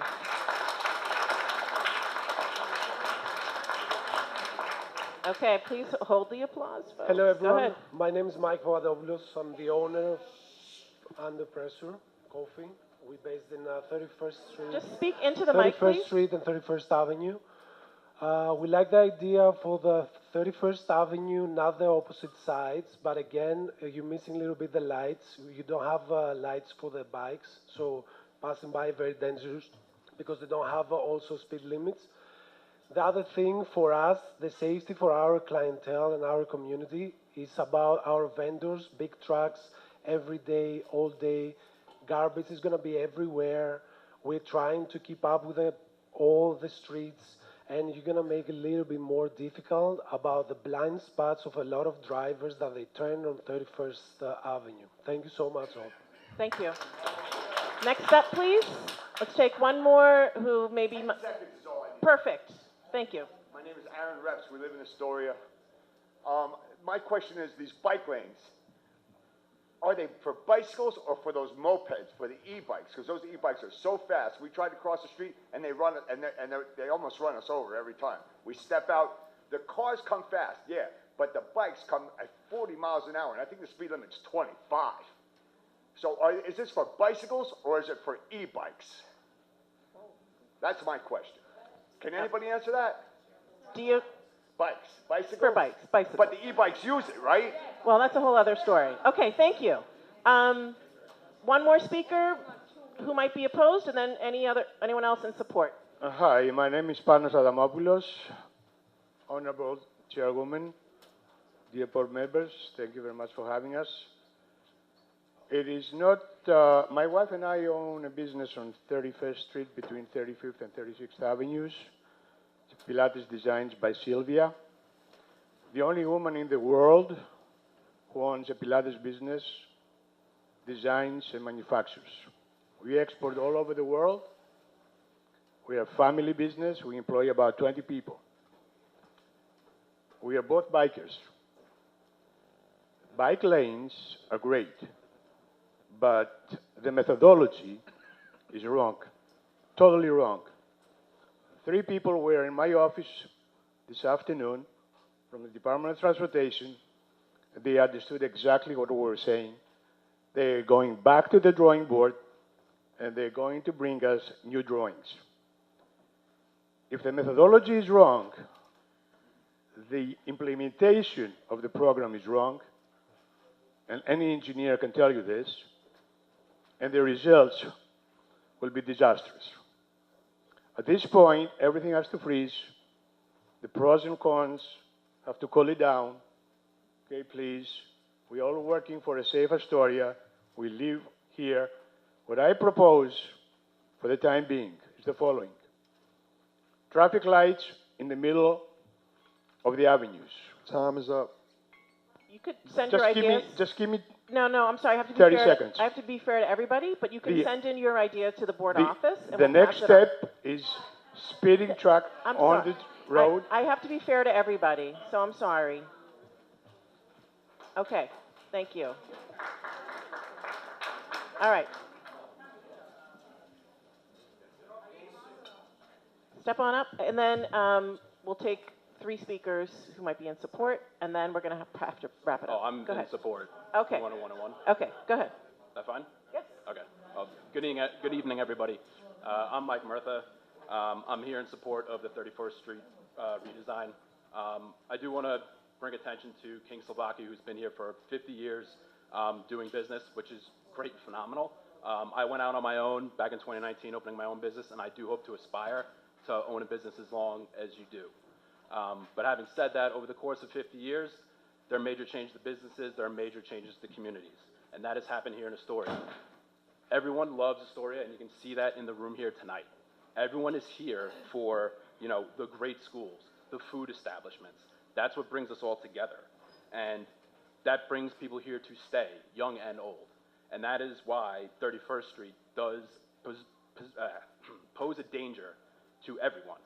It is 60 feet of crossing where you will have mopeds speeding by, you will have bikes speeding by, you will have double parking, you will have cars zooming around because they're mad to wait for another 3 seconds. And it happens. You've heard the parents testify here tonight, and if all you do is drive through the area, then I would just wish that you'd spend 10 minutes walking up and down the block to truly witness how dangerous it can be to cross these streets on a daily basis. And I just want to make the point that this is not about a bike lane. It's about the safety that the visibility and markings bring to that. Now pedestrians no longer have to walk a full 60 feet. They can go to the bike lane. There's a divider, and there's a shorter one way to cross. Thank you very much. Thank you. Go ahead. Hello, my name's Tom Galanis. I've lived in the neighborhood from 1969 I came here, so been here a very long time. What I can say is that, 31st and 31st Street. So the problem is, I'm a cyclist too, but there's a place where you can cycle, and there's places that don't make any sense to cycle. One of the biggest things for me, which I'm really curious about, is the tracks above you. You can't even think when you're under those tracks. What would possess a cyclist to be under there with the pigeons droppings, with the noise, with everything going on, right? Really? It's akin to people that want to have 90-pound and 100-pound dogs in a one-bedroom apartment. That doesn't make any sense, torturing animals. So why would you torture yourself going under a train track where it's constantly noisy, and that adds to the danger because you can't hear what's going on? As far as safety is concerned, there are other things you can do to make it safe. It's not about putting a bike lane. Putting a bike lane is not going to make it safety. It's just going to make it worse. There's a lot of congestion. We already saw what happened with 31st Avenue. 31st Avenue goes down, hits Crescent, and people come up from Crescent. Everybody wants to go into the city to go to work. You're choking out the cars. There are trucks under there. There's deliveries. It makes no sense. I agree with the other gentleman. He said the methodology and the plan is wrong. 31st Street is not a place for bicycles. Okay? Thank you. Okay, thank you. Next up. This is an asset allocation issue. Please say your name. My name is Antonio Spenataros. How do you do the most good with the assets that we have, being the streets? Now, we've heard from businesses, from bikers and everyone, but the reality is these bike lanes are only serviceable for the bikers during the better months. You don't see people on them in the rain. You don't see people on them in the snow. You don't see people on them at night, really, and if they are, they're not lit up. My 77-year-old father with Parkinson's is not taking a bike to get his groceries. I'm not taking my 3 kids to their basketball games on the bike lane? How do you service the most people in the community? Now, I understand. We have redundancy. We have a bike lane on my street, 28th Street, woefully underutilized. We have bike lanes in the community. They're not being used. Why would we devote more public space and more public assets to a piece of infrastructure which services such a small minority of the community? There are hundreds, thousands of seniors who will never get on a bike, but they still got to get their groceries. We need to think about the silent majority who can't be at this meeting because they couldn't find parking. Do the right thing and vote against this bike lane. It does not make sense for the community. We already have 3. When those are Time packed is with up, bikes, buddy. we can move on. Okay, thank you. I just want people to know we're not voting on anything right now. So I just want people to understand there's no vote that the board is taking on this. Okay? Go ahead. Hi, good evening. My name is Maya Franke. I'm a community organizer with Transportation Alternatives. I'm here on behalf of the organization and in support of the DOT proposed plans. Just want to reiterate that 31st Street is one of the most dangerous roads in Queens. It's more than 150 collisions that have happened in the last 5 years, 2 deaths. Any single death that is over 0 is an unacceptable number. So I just want to stress that out. As many people have here said, when cars slow down, streets are safer, not just for bike lanes, for everyone, for school communities, for parents, for children, for every single person in the community. Now, I understand that there's a fear of this impacting business negatively, but every single study done by the DOT and by independent organizations states that both foot traffic and business revenue has skyrocketed when plans like this have been implemented before. Crescent Street, just a few streets over there, is already a shining example of those modifications. This is estimated by the DOT that also it will reduce injuries by 39%. So that is a huge, huge impact that we would be reducing. Any time a project like this is killed, the collateral damage are pedestrians. People, not just bikers, but people who walk the street have the right to be able to walk their children to school and be able to walk to the food trucks without their safety being impacted. Thank you. Okay, thank you. All right, you just raise your hand? How many more speakers do we have? Okay, so just 2 more. Okay, great. And then I'm going to close the public comment. Thank you, everyone, for your patience. Go ahead. Hi, my name is Gloria Maloney. I'm with the Dutch Kill Civic Association, and I'm starting to make a habit of this. I'm here on behalf of the members and neighbors in my area who don't need a bike lane on 31st Street. I'm going to preface this to say that Crescent Street was a great street to go south from Astoria Boulevard, the Parkway, to Manhattan. They ruined it. They absolutely ruined Crescent Street.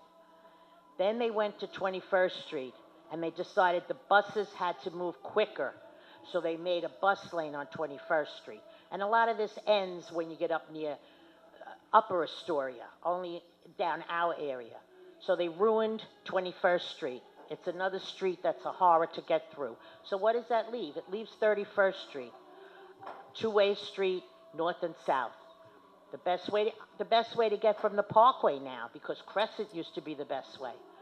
So, I mean, I'm tired of the city bending over backwards for the bike people and their organizations, and they come up with these plans, and half the time you don't even know what they're doing, or only the biking people know, or certain people know. Anyway, I'm not getting on a bike. I'm part of that silent majority there. I'm not getting on a bike. I need my car. I have a car. I pay for a car, and I want to use a car. I go to, bad enough I pay $9 now to go to Manhattan to my doctor. Time is up. Okay, thank so you. I'm not using a bike lane, and Thank I you. don't approve of Thank you. adding a bike lane. Thank you. I know it's time. I heard you. Okay, thank you. I heard you. Last speaker, thank you. Good evening, everyone. My name is Josh Brewer. I've been in Astoria for about 25 years. I had something pre-planned, but given all the animosity this evening, I'm just going to save that for another time. I'm here in support of the DOT plan to install the bike lane and pedestrian safety measures on 31st Street for several reasons. I myself am a cyclist, and I do bike in the winter. In fact, I bike down to Costco and bring all my groceries back on a classic bike, not an e-bike, during the winter. The zip code 11106 has a 33% car ownership rate. So in Astoria, it's about 42%. So that section, 11106, is where a significant portion of this bike lane is going to be implemented. With a car ownership rate of 33%, that should give you an idea of who is actually using that space. It is a lot of pedestrians, cyclists, scooters, etc. So that's all I have tonight. Thank you, everybody. Appreciate it. Thank you. All right, last speaker. Hi, everyone. So I actually live along 39th Ave and 32nd Street in the Dutch Kills area. And I feel like, honestly, sometimes I am part of the silent majority that would not ride a bike. Because I see the cars. We have a bike lane on 32nd Street in that area. There's parking here, and a bike lane in the middle. When they double park, the cars pass into the bike lane. So why would I get on a bike? It's a possibility that a car would just run me over. If I go onto 31st Street, it's definitely a possibility. So I understand the silent majority about who wouldn't get on a bike. Because why don't we install more bike lanes so that it can be a bit safer to actually ride a bike? Thank you all. Could you say your name, please? Because you didn't. Sorry, also, it's Zachary Alfaro. And I guess the last thing I'd say is I understand that there probably are many concerns to go around about the possibility of these bike lanes. It's only a proposal. And I think we can imagine a place where everyone can share already. There's a lot of car space. There's a lot of space for cars. We can add a little bit of more space for bikes as well. Thank you. Please make sure you sign in. So I just want to say, if you haven't actually seen the proposal, whether you're for or against or not sure, you can actually watch the presentation that DOT gave on the Community Board 1 YouTube channel. So you can actually, if you haven't, go and view it.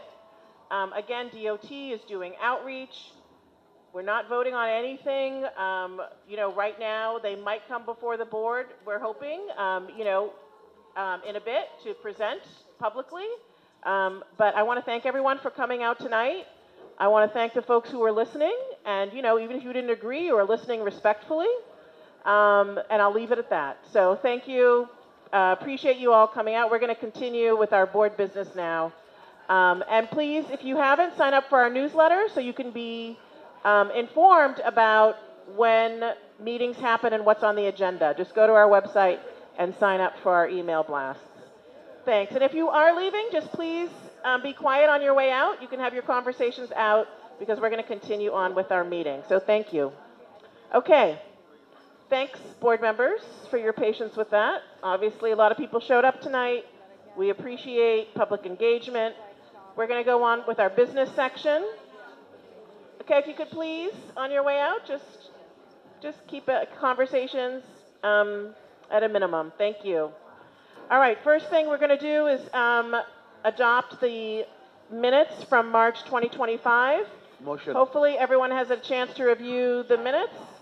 I have a motion from Amin to approve the minutes. Frank, second. Any questions, changes?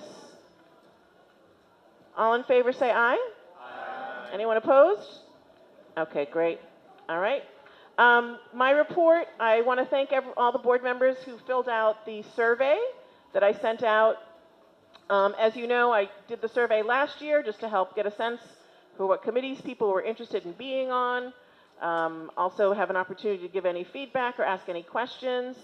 So I know some people still have not filled it out. I'm going to ask you to please try and fill it out over the next couple days. So I want to take a look at everything and just kind of see where the new board members are going to go, and also if people have interest in serving on a different committee than they may be right now. I'll do my best to accommodate. You have to remember, we can only have so many people on a committee, right? And we need to have diversity, where people live geographically. These are all things that I'm considering when I put the committees together. So if you have any questions about that, board members, feel free to reach out. But thanks to those of you who have filled it out. And please fill it out if you haven't yet. I really, again, want to welcome all the new board members. This was quite a meeting, I think, for your first one. We're not done yet, but yes. But very happy to have you here and encourage you to answer any questions. Wanted to remind you that on April 22nd, there'll be the swearing in at the Queensborough Hall with the Queensborough president. You'll be sworn in as a board member. Old board members, for lack of a better word, you can also go as well if you'd like to. But they're also going to give you a little training on land use, conflict of interest, and Robert's Rules of Order. And we're going to get to that in a second when Rod gives his report. But that's it for me. So welcome to the new board members and continued welcome to the old board members. Okay, I'll hand it over to Florence for District Manager's report. Hi, good evening, everybody. Our office would like to welcome the new board members for 2025. We would like to let you know we are here to assist you in any way necessary and acclimate you to your new roles. We would also like to let you know we email you and send you friendly reminders. Board meeting information is easily found on our website calendar page should you need to double check any meetings. Please never hesitate to email or call upon the office. We're glad to see you and we're glad to assist you in any way we can. Again, welcome. Information and updates for April include the following updates surrounding Ingram's Mountain, located Steinway IBZ nearest Hazen Street, 19th Avenue to 45th Street. The Department of Transportation has heard from the business owners about their concerns regarding the industrial business zone, and they will be doing studies to improve 19th Avenue and 45th Street for safety and traffic flow. Our office working consistently with the business owners to improve the conditions. Additionally, we are working with DOT on signage that was unauthorized for removal. Individuals took upon themselves to remove important detached trailer regulations. DOT will be working with the IBZ to replace those signs. The businesses reported this occurrence to our office for sign replacement, and that work is being done. There was a recent update provided to all district managers in Queens. This update provided information to property owners from the Department of Finance. Information has been shared over the months of notice to residents. Instead of me going into a deep report because councilperson spoke about it, this is in your packets. I'm going to skip over that in my report. Please read this and share this with any owners. Our office has learned that the Department of Homeless Services is closing 3 locations tentatively scheduled to no longer be in use in our district, housing our New Yorkers. 2 locations are in the vicinity of 11th Street and 1 is in the vicinity of 12th Street in the zip code 11101. They are also slated to cease services by the end of the month due to the low housing numbers. Our office has seen an uptick in off-leash after-hours complaints, so Parks Department has deployed additional parks enforcement officers to Astoria Park. A resident with their dogs on leash have reported incidents of off-leash dogs. This report has been placed by several local residents with deep concerns about their on-leash pet safety. Our office is working closely with the 114 precinct on recent complaints regarding music and noise permeating from the Bronx into Astoria. Residents have begun to notify the board office regarding bass music impacts on the quality of life. We are also asking residents who are impacted by the music to contact 311 and notify the district office, as police are working in concert with Bronx precincts to rectify as they do each spring. Finally, I would like to congratulate all the reappointed board members and thank them for their years of dedication and service to our beloved community. I look forward to seeing you all next month. Thank you.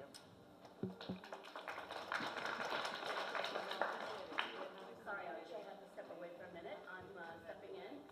Can you hear me? Hi. I also want to welcome all the new board members. That's what I thought. Hi, sorry. You heard me the last time, right? Just stepping in for a minute, Amy Howe. May I have Kathleen Warnock for the Consumer Affairs Committee report? Thank you. Hey, good evening. Can you hear me? Okay, for the folks here for the first time, the Consumer Affairs and Licensing Committee hears and talks to people who are applying for new or renewing their liquor licenses, to the people who are doing roadway and street dining, and for the people who are have received licenses for cannabis dispensaries. So you will look at your sheet here, and all of them are listed.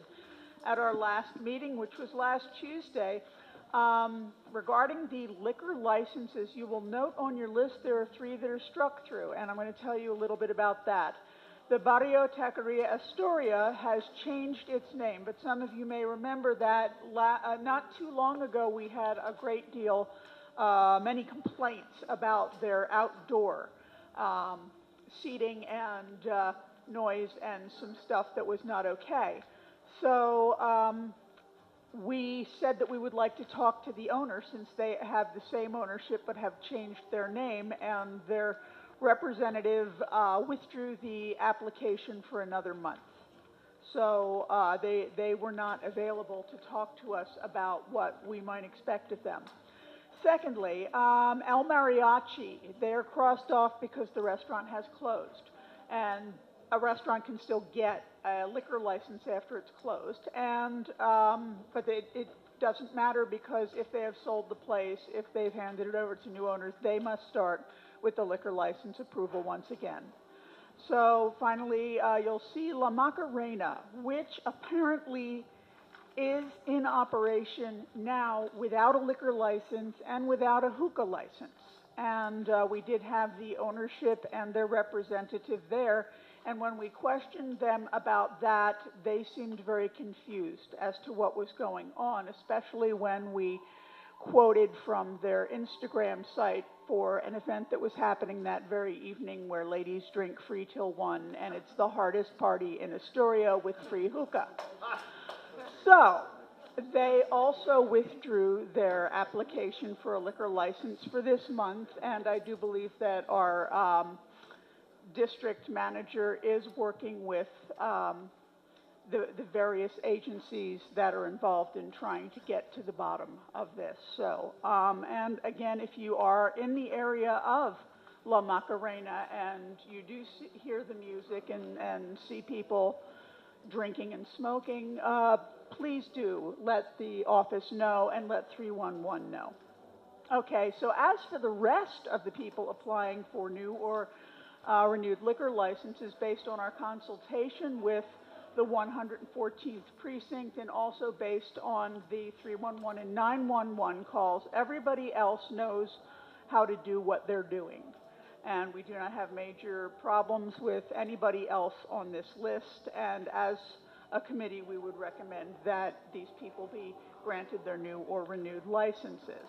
Okay, moving right along to the applicants for outdoor dining. So quick summary, they are allowed to have sidewalk dining year-round. Roadway dining is only from April to November, so this month is the start of the new roadway dining. We also know that the Department of Transportation has received a deluge of applications, and not all of them have been responded to. So we invite the owners who have applied for either sidewalk or roadway seating to come to us. And one of the things that we do have as an advantage in Astoria is that Astoria has been doing sidewalk and roadway dining for a long time, and a lot of places know exactly what they are doing. They have put in their applications. They have agreed to observe the new city regulations, which means no more sidewalk sheds.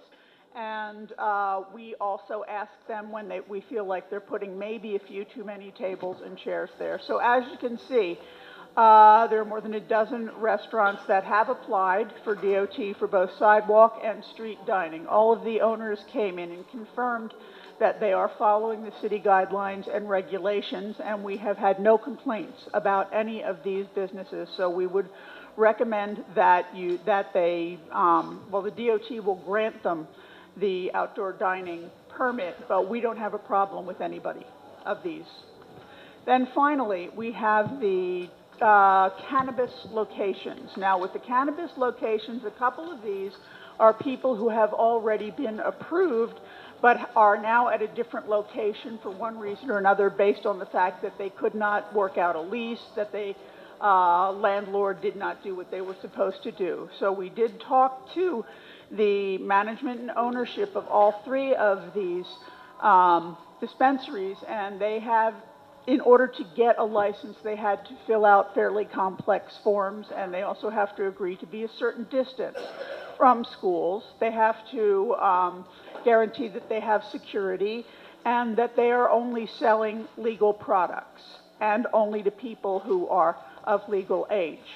So based on talking to all three of these groups, they are quite serious about following the law, and they will open as soon as they are granted their licenses.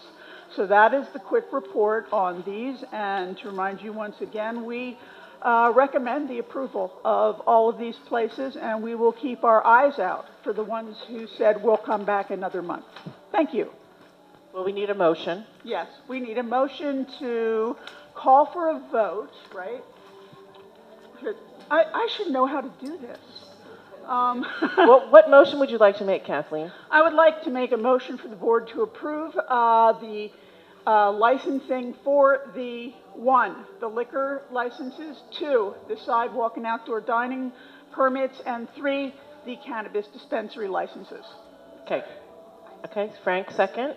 Okay, any questions, discussion? Yes, Liz. I just needed a clarification, and you may have said something about it, but I'm at a disadvantage here with the speaker from the party, right? You know. I wanted to know, could you explain to me what is the non-contiguous municipal space for Taverna Kyklades? That's a very good question, and it's one that we all asked at our meeting. What that means is that if they have a space that is not exactly, Florence can correct me if I'm wrong, that is not exactly attached to the restaurant, but say it's across the street, but it is part of their business, they will be permitted to serve liquor at that particular sidewalk dining area or roadway dining area. Is that correct? So okay, I understand that. Are they going along Ditmars Boulevard, or are they going further down the side street into the residential area? Let's see. Actually, I'm going to go by memory and say that I've seen this, and it looks as though they are on the cross street. They're around the corner from where Stamatis itself is. Okay. Yeah. All right. Sorry, Taverna Kyklades. My brain is dead. I have to tell you that. You know what? Taverna Kyklades isn't. Oh, here they are. I'm looking at the wrong page. Okay. Taverna Kyklades, yes.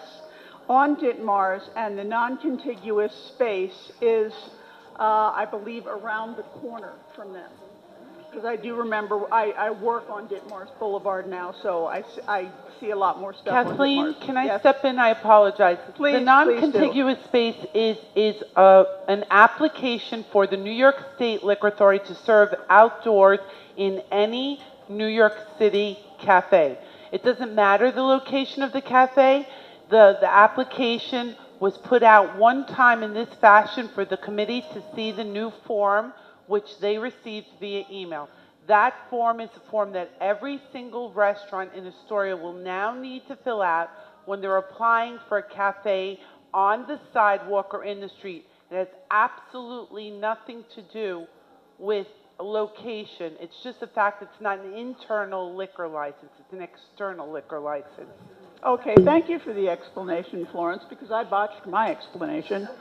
Yeah, so we did get a link to what this updated liquor license application looks like, and we can forward it to anyone who would like to see it.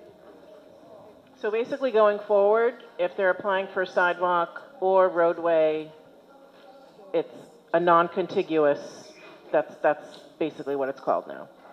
Okay? All right, so any other questions or discussion? Yes, Bobby. My question was that Coffee Cloud, I believe here, is the only one listed for open outdoor dining. It's listed as roadway, and I was wondering what the difference between roadway and street was. Roadway is exactly the street, so it's on Broadway, And sidewalk dining are tables and chairs directly in front of or at the corner of the business. I meant the difference between roadway and street. Yeah, well, roadway is They're both the Yeah. same. I'm sorry, my staffer is new. He was just hired. I just wanted to jump in. Okay. I've told him to become more uniform because I knew this question would come up. Street and roadway are exactly the same thing. I apologize. I am trying to work with the person. I appreciate that. He's doing a great job, by the way. He's Okay. phenomenal. Don't go too hard on them. Okay. Any other questions? Comments? Okay, thank you. All right, so we're going to vote on the motion to approve all of those applications, as Kathleen mentioned. So all in favor, say aye. Aye. Anyone opposed? Any abstentions? Okay, thank you. Great. All right, we're going to move on to the next committee report, which would be Education, Libraries, and Youth. Good evening, everyone. We are having a meeting coming May 8th. We are going to have the city, the representative from the Board of Ed. So we're going to have better, clear idea about that, the letter that we wanted to send. So I request everyone, if you could just join with us and share that, the information so we can make a better idea for the letter that we are planning to send. Thank you, everyone. Have a nice evening. Thank you, Amin. Okay. Next is environmental sanitation. Amy chaired that meeting. We will be looking for a new chair for that committee. So, Amy, you want to kind of give the report? Thanks, Debbie. On April 8th, the committee had a presentation from the representative of the advocacy group that you heard about earlier, Beyond Plastics. And Deanne, thanks for staying. And she had already kind of took us through the expectation of the legislature to pass this bill. I know that the advocacy group, Beyond Plastics, has been sort of pursuing this for the last 3 rounds in the legislature, and it hasn't made it yet, but we're hoping that this year, with a lot of support and with a resolution from our board even, we could at least get this going with some of our local electeds and hopefully get it passed. The bill is up. This is the 3rd round, Deanne, and so we're just hoping to get a resolution from our board to support this Reduction Act. It's not getting rid of a recycling program, but really just thinking about from the manufacturers and of things, how things are packaged, and eliminating some of this plastic in our environment. So I'm going to make a motion to pass or to vote on this resolution from CB1. Motion. Oh, great, thank you. You second. Okay, Shahanaz, second. Okay, questions, discussion? Yes, Rod. Do we know where our elected representatives, Mamdani, Rojas, Gianaris, we have so many, Gonzalez, are on I this? believe they've all signed on. Dan, correct me if I'm wrong. I believe they've all signed on to the bill. I believe also that it passed the Senate, and so now it's the Assembly, right? So it's Dan, if you want to kind of get up and correct me or answer any questions, that'd be great. You know, I said in my initial email to the committee that it had passed the Senate, and it did last year. I did not realize when it doesn't pass both houses, it goes back to both. Okay, it so it did passed pass last the year, Senate last still year, pending this year. Ran Thank out of time with the Assembly, so we're back to the starting point again with both. Thank you. Chris. Is this being negotiated as part of the budget, as policy items within the budget, or are these separate bills, separate and apart from the budget process? Do we know? That I don't know, because sometimes bills get passed with the budget and sometimes they happen after, so I'm not sure. Just curious. Yeah, that's a good question though. Do you know, Dan? Why don't you just stay up there? I'm not the expert on this, but I can tell you that this is what the bill covers. To reduce plastic packaging by 30% incrementally over 12 years. By 2052, all packaging, including other materials, must meet a recycling rate of 75% with incremental benchmarks until then. It will prohibit 17 of packaging's worst toxic chemicals. It will prohibit the harmful process currently known as chemical recycling from being considered real recycling. That's a ruse. It will establish a modest fee on packaging paid by product producers, with new revenue going to local taxpayers. And it will establish a new Office of Inspector General to ensure that companies fully comply with the new law. To my knowledge, it's not part of the budget. Okay, thank you. Any other questions or comments? No? Okay, so there's a motion on the floor to pass the resolution. So all in favor, say aye. Aye. Anyone opposed? Any abstentions? Okay, motion carries. Thank you. Anything else for the committee? Nope. Okay, great. Yes, we will be looking for a new chair. If you're interested, let me know. Okay, next is Health and Human Services. Yeah, hi everyone, good evening. For the new people, my name is Shahinaz Hamdi, and for this month we didn't have any meeting. We're going to have one before summer. I'm working with Forney Center, and happy Easter and Passover to everyone. Thank you. Thank you, Shahanaz. All right, next is Housing. Katie.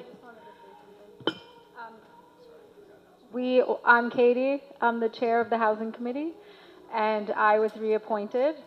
Thank you for shouting out us, Florence. But I just wanted to thank the board office and the council member for including this in our packets, because we often think of renters, but there are small building owners and homeowners that are also struggling as well. We did not have a meeting this month, but Vanessa Jones-Hall is my vice chair. We will both be working with Florence for a meeting in May or June. But again, happy Passover, happy Holy Week, happy Easter, and I look forward to working with all the new board members. Thank you. Thank you, Katie. Land use and zoning, Liz and Andrea. Hi, everyone. First, I want to thank the applicants for waiting it out. They are not. Are they out? No, they're not here. They're here. Yeah. Well, I just want to. You did get a copy of today of the report that was done about our meeting on this item, and as you can see, that there really were no issues that were raised. What were raised were concerned how the City of Yes was affecting it. Was it a larger project, et cetera? And in fact, it is not. It is one story less than what is allowed. The other thing was the other question that came up during the meeting was the nature of the subsidies that they were getting for the apartments from HPD. We haven't had that much experience with it, so they were explaining this all to us. The board office received two emails in support of this project, and I think the best way to explain how the community board related to the project in 2019 when we voted on it last time. I just want to read you the last paragraph that went to the Board of Standards and Appeals. The board believes the development will enable the Forney Center, which has been operating St. Andrew's Church since 2009, to provide long-term permanent supportive housing, job training, and life skills, services that are lacking in the general shelter system for a vulnerable population. Granting the variance will allow the center to continue and expand its mission. And along those same lines, I think we are proposing at this point to have a motion before the board to support the extension of the permits to allow this project to go forward. So, someone... Seconded. Okay.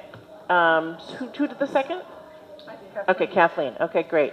Any comments, questions, discussion? Yes, Christina? No, you do, because it's recorded. Yeah. No problem. I just wanted to say I'm really in support of this. I think this is the kind of housing project that we need in our community. That's all, and I just wanted to put my full support behind it. Thank you. Thank you. Anyone else? Yes, Jerry?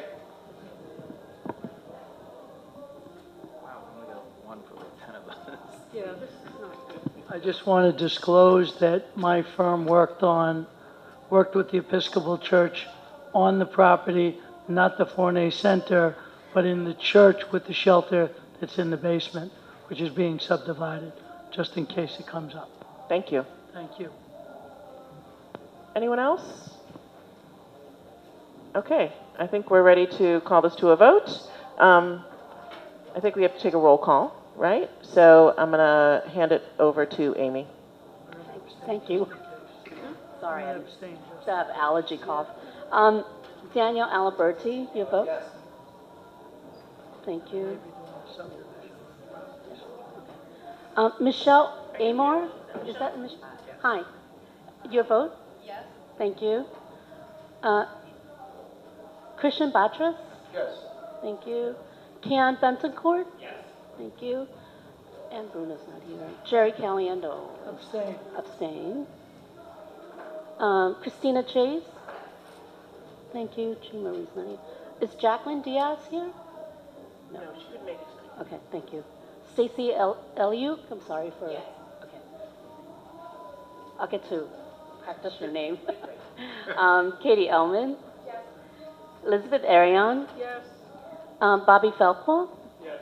Thank you. Dean Veritovic? Yes. Adam Fisher Cox? Yes. Frank Fredericks? Yes. Tyrone Gardner? Yes. Shahanas Hamdi? Shahanas? Oh, she just stepped out? Okay. Evie Hansopoulos? Yes. Christopher Hanway? Yes. Amy Hauser, yes. Jacqueline Ibarra? Yes. Vanessa's not here. Richard Kuzami? Yes. Thank you. He's not here. Braga Amadella? Is not here, right? Nas Maguz? Yes. Thank you. Patricia Mahecha? Yes. Brian's not here. Amin Mahdi? Yes. Thank you. Andreas Midges? Stella Nicolau? Yes. Dino Palagunius? Yes. Phyllis Hara. Hi, Phyllis. Thank you. Juliet Payaba? Rosemary, did I see you? Rosemary Porforomo?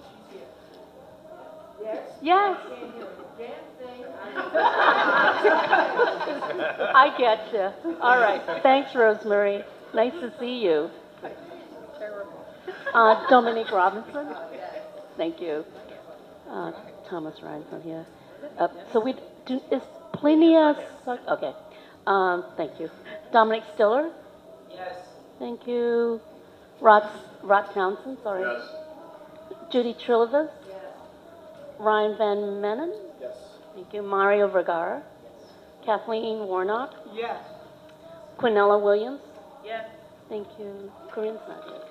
Thomas Wright? Yes.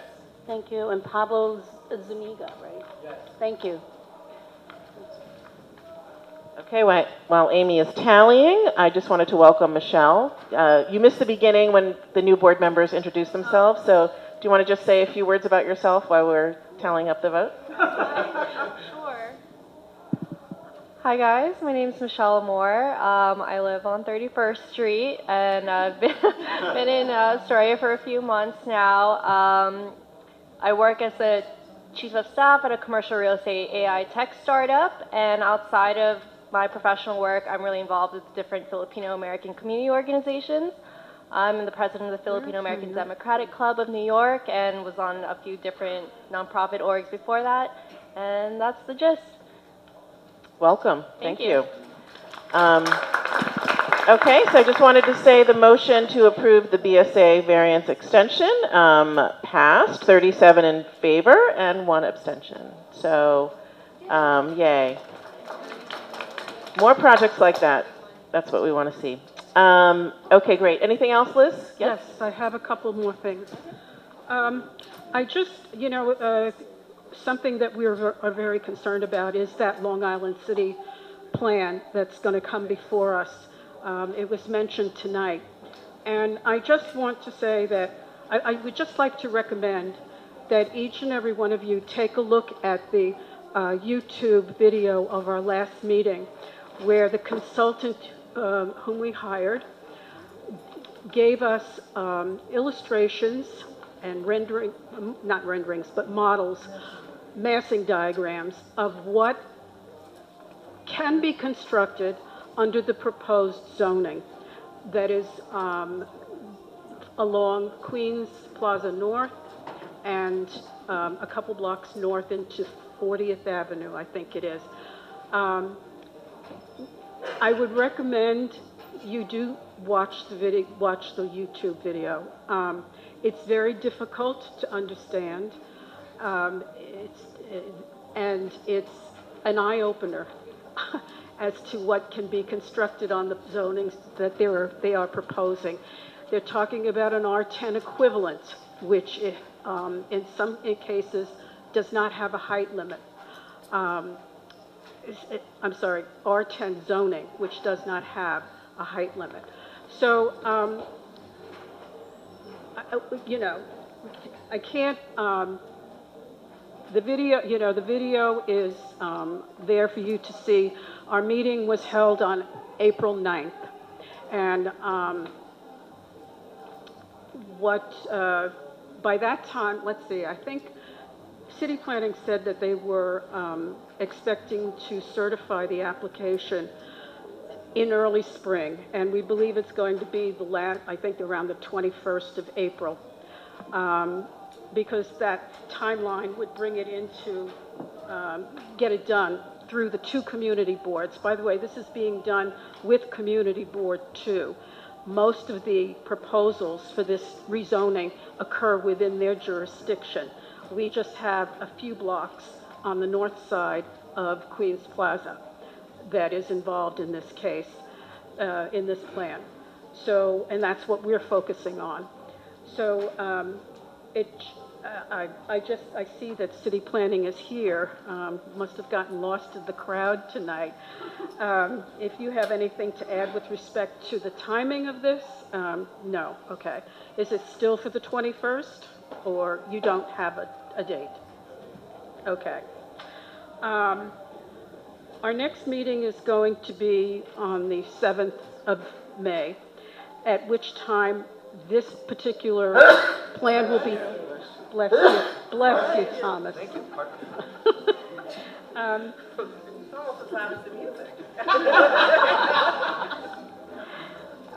On the 7th, we will be discussing this again, and it probably will be in addition to the fact that we have to review a draft environmental impact statement also, in addition to understanding what's going to happen in this, with this rezoning.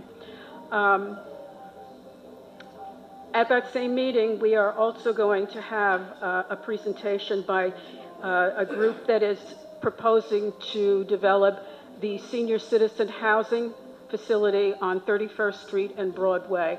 This has been in the works for a number of years. The application was certified, and we are now in the public review period. We have until June 16th to hold our public hearing and recommend our position to City Planning. So that's going to be, there'll be, some good discussions coming up on the 7th. At this point, that's all I can talk about. Thank you, Liz. Did you have a question, Richard? I just have a quick question. This is just in general, the way models are made. Maybe City Planning can help on this too. I wondered if you can, in addition to the models that we saw that had basically the very thin lines on the surrounding properties and buildings, and then the actual subject building. Could you, I can't hear what you are saying. Can't hear me? It really is. Yeah, Oh, okay, sorry. Yeah, Okay, so I wonder if it's possible to create a second template on each of these presentations, because what happens now is, and this is SOP with all these things, you have this subject building in a lot of color and very thick border lines and things like that, surrounded by very pencil-thin silhouettes of the existing buildings around it. So it makes everything seem sort of like in your face, that doesn't give a good context. So I would love to see a second template put together showing the surrounding buildings also in color. Maybe not quite as thick a line, but also in color. That way I think it would help the perspective. Because right now it really sticks out. Oh, You know? oh, that's a So possibility. I don't know if that's possible. You know? We'll talk with him about it. Okay. Yeah, yeah. The one thing that I did want to note is that it's very important that we get feedback from the Dutch Kills residents and the members of the board from Dutch Kills also, and also the Queensbridge representatives. It's very important that we hear from you. And also, that's why I recommend that you take a look at this, presentation that we had. It's critical that we hear from you. And again, that's on our YouTube channel. I'm sorry, what? It's on our YouTube channel, so just Yes. in case for new board members, all the meetings are there. Christina, you had a question? Thank you so much. I have a lot of comments, but we'll reserve that for another time. My question is it possible that we can put an item in our full board hearing to allow for public comment from Queensbridge residents as well as Astoria residents at large so that they can speak before we start the ULURP process? Because once that process starts, it is very quick windows, and we want to give as much public comment period to residents as possible, and obviously that's what our board does. And so that's an inquiry that I'm hoping, can we add that as an agenda item for our next full board meeting so we can give space for residents to come and speak? Well, I think at the next board meeting, they're probably going to present, right? It will be certified the 21st, I think, we'll see, of April, but it will probably be presented at our land, we'll see if this makes it in time for our land use meeting on May 7th. And then at our full board meeting would be when we have it as a public hearing item, and that's when people can come and speak for or against. So I would encourage you to have people go watch the land use meeting, and they can certainly write in comments or questions, type questions in the chat during that. That is virtual. But the public hearing will be, you know, again, there's an opportunity, just like tonight, people could speak for or against the Ali Forney application. People will be able to do that when we hear that item as a public hearing item. And will that meeting serve as part of the meeting check boxes that they have to do with community? So that would initiate the ULURP process? The ULURP process is once it gets certified. Oh. That's when it starts. Oh. So once it's certified, that's when the clock starts ticking.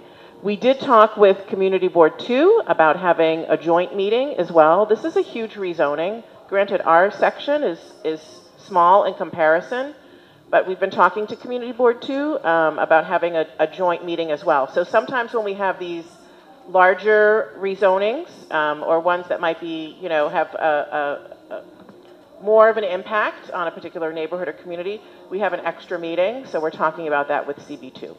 Okay, great, because I've been part of this town hall since December 2023, and I can tell you, even though being in the community, very few members were there and present, and I think it's because land use changes, it's a lot, and can go over people's heads, and it can be a really alienating experience for residents who have been disenfranchised and disregarded for so long, and so I'm just hoping we can support them. Thank you so much. Yeah, thank you. Anything else, Liz, that you wanted to mention? Oh, and Rosemary has a question. Go ahead. I don't have a question. I think we should join the party upstairs. It's time. It's time. Let's join the party upstairs. All right, let's keep going. I think they're going to be here all night, so, you know. Go ahead, Liz. Just read it on the closed captioning on the video, on the YouTube.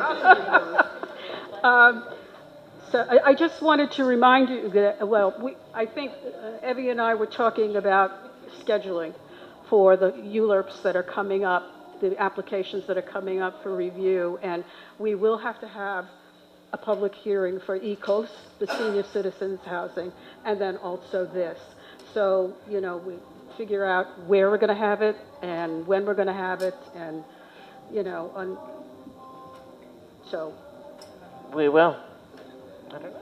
We'll see. Not the joint meeting. Okay, so let's keep going. Thank you, Liz. We have Parks, Recreation, and Cultural. Richard. Yes, I'm Richard Kazami, co-chair of the Parks, Recreation, and Culture Committee, and we did not have a meeting. However, we have one coming up on the 23rd of this month. It'll be featuring Alejandro Venegas from Partnerships for Parks, so please join us. She'll go over what they do, and if you have any questions, it's a great opportunity to ask them. And everybody have a great holiday. Thank you. Thank you, Richard. Okay, Public Safety, Chris. Hi, everyone. I'm Chris Hanway, Chair of Public Safety. This may have been mentioned last month, but our last meeting was on March 11th. Notwithstanding a very unfortunate Zoom bombing incident, which I haven't seen since early in the pandemic, we had a great presentation by Rana Abdelhamid from Malika, who really talked about their work with public safety, particularly around working with Arab, Muslim, and South Asian women. It was really a fascinating presentation, so that was a real success. I just reached out today. We're hoping to have 2 more meetings. I may have waited too long for May, but we'll try. We have an idea for May, and then in June we're working with Florence on reaching out to some of the LGBTQ liaisons in some of the elected officials' office to do a meeting on LGBTQ public safety. That would be in June. So more to come, and we hope you can all join some of those meetings. Thank you, Chris. I skipped over legal, legislative, and parliamentary. How could I do that? I'm sorry, Rod. Go ahead. Out of order. For everyone that's wondering, legal, legislative, and parliamentary is a good committee to ask for, although you probably didn't think about it when you were signing up for committees. If you're interested in how things get done, join us. There will be a training sometime in May on parliamentary procedure. Many of the board members that have been on the board have gone through that training. Unfortunately, it's not offered by Queensborough Hall because I don't know why. But the training that we did last year has actually been used by other community boards in their trainings, and it's a good time, so I hope you will join us. We are also in the middle of a bylaw review. I apologize for not having a meeting in the past month. Time flies when you're having bylaw reviews. But we will be meeting again, and I will catch new members up to speed, and we have to hurry because Rosemary has to get to a party. All right. Thank you, Rod. And transportation.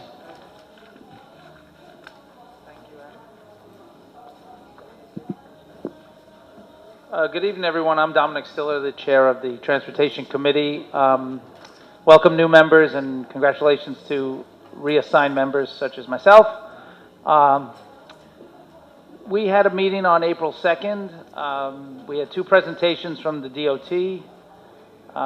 If you have not heard of the first one, anyway. So the first one is 31st Avenue bike lane. I'm sorry, I'm just reading my mess here. But a description is, this is a Vision Zero priority project due to 178 injuries in a 5-year period. Proposed design is to install protected bike lanes at both east and west sides of 31st Street from Newtown Avenue to 36th Avenue. 31st Street has an elevated end train. The design is to move the parking areas outward from the curb. There are steel columns at regular intervals which prohibit a driving lane in this area. The existing 14-foot wide travel lane will be reduced to 11-foot wide as standard, and the 13-foot existing parking lane will be reduced to 8-foot as standard. Conclusion was the committee discussion was strongly supportive of this design. It was decided after the committee meeting that DOT would be requested to provide this proposal to the full board, hopefully in the May 2025 open meeting, in order to provide a formal letter of support. It is noted that the DOT may be requested to extend the new bike lane north from Newtown and south from 36th Avenue as connectors. Committee members would like the DOT to clarify and include commercial loading zones where needed. Committee members would like the DOT to clarify and include pedestrian pickup areas at subways, possibly at the avenue, as opposed to 31st Street proper. Committee meetings would like DOT to provide provide advice on the modifications of current food truck relocations. Committee members would like to request DOT to install concrete raised curb extensions instead of the currently used brown paint. In my report, which I just sent yesterday, I included a bunch of snippets from the presentation, so hopefully that will get forwarded. DOT gave a second presentation after the first presentation, and it was, and I'm scrolling here, safety improvements at a new high school at 5316 Northern Boulevard. The project will improve pedestrian crossings for students and discourage dangerous traffic maneuvers across Northern Boulevard. Additional crosswalks and leading pedestrian indicator lights are added, as well as 12-foot wide center islands at both Northern Boulevard crossings, both east and west of the new school. The conclusion was the committee was also appreciative of the safety improvements throughout the northern sidewalk and streets at both ends of the site and expressed our support for the project. DOT will be, so this is just a note actually in conclusion, and it mirrors something that was said previously. It would really be great if these presentations by DOT or other entities could just get forwarded as a PDF to the members. I just think it's such a simple, whether it's preliminary or final, I think it would just, we'd all have a lot more knowledge going into these discussions. Absolutely. So that is the end of my report. Okay, thank you. Okay, so that's it for committee reports. We did all our votes. Any old business or new business? Nas? I guess a bit of old business. I saw that the Community Affairs Officer Tovar is here today. Hi. So I wanted to bring up the issue of Code Nightclub on Steinway Street over by 20th Avenue. We spoke, I guess, briefly with the other Community Affairs Officer. Her name escapes me. And we got a little bit... Sorry, now can you hear me? Yeah. So, I don't know, we got some conflicting info because there is a widely reported issue with quality of life stuff happening in the area with regard to code. Aside from a very large volume of 311, multiple 911s, etc., I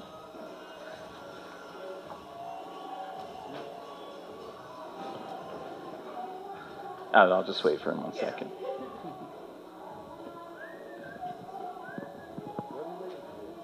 Something's phone was ringing.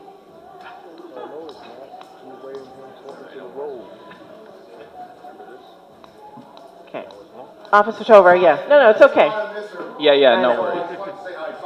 So, anyway, residents in the area kind of a widely reported quality of life issues with regard to code. Tons of 311s, even some 911s, and we heard that there was like a specific detail on code, but then we heard that the other officer, again, I don't remember her name, said that she wasn't aware of anything this year so far, but there's a lot of documented issues with regard to how they operate, including their valet service, which is kind of taking over the immediate area, blocking off public spaces for residents, bus stops, things like that. So maybe some clarity on if they're on your radar, how they're on your radar, and if anything's been discussed with them. Okay, so, can you hear me? Everybody can hear me? I know that it's really loud over there. All right, so my name is Officer Gabe Tovar. I work for the 114th Precinct Community Affairs. So, yeah, I spoke to my partner. She told me that you had asked about code. So just to be prepared, I brought some numbers. So this year, they have 34 301 calls, 26 of them being for noise, 11 of them being for parking. Yep, 11 of them being for parking.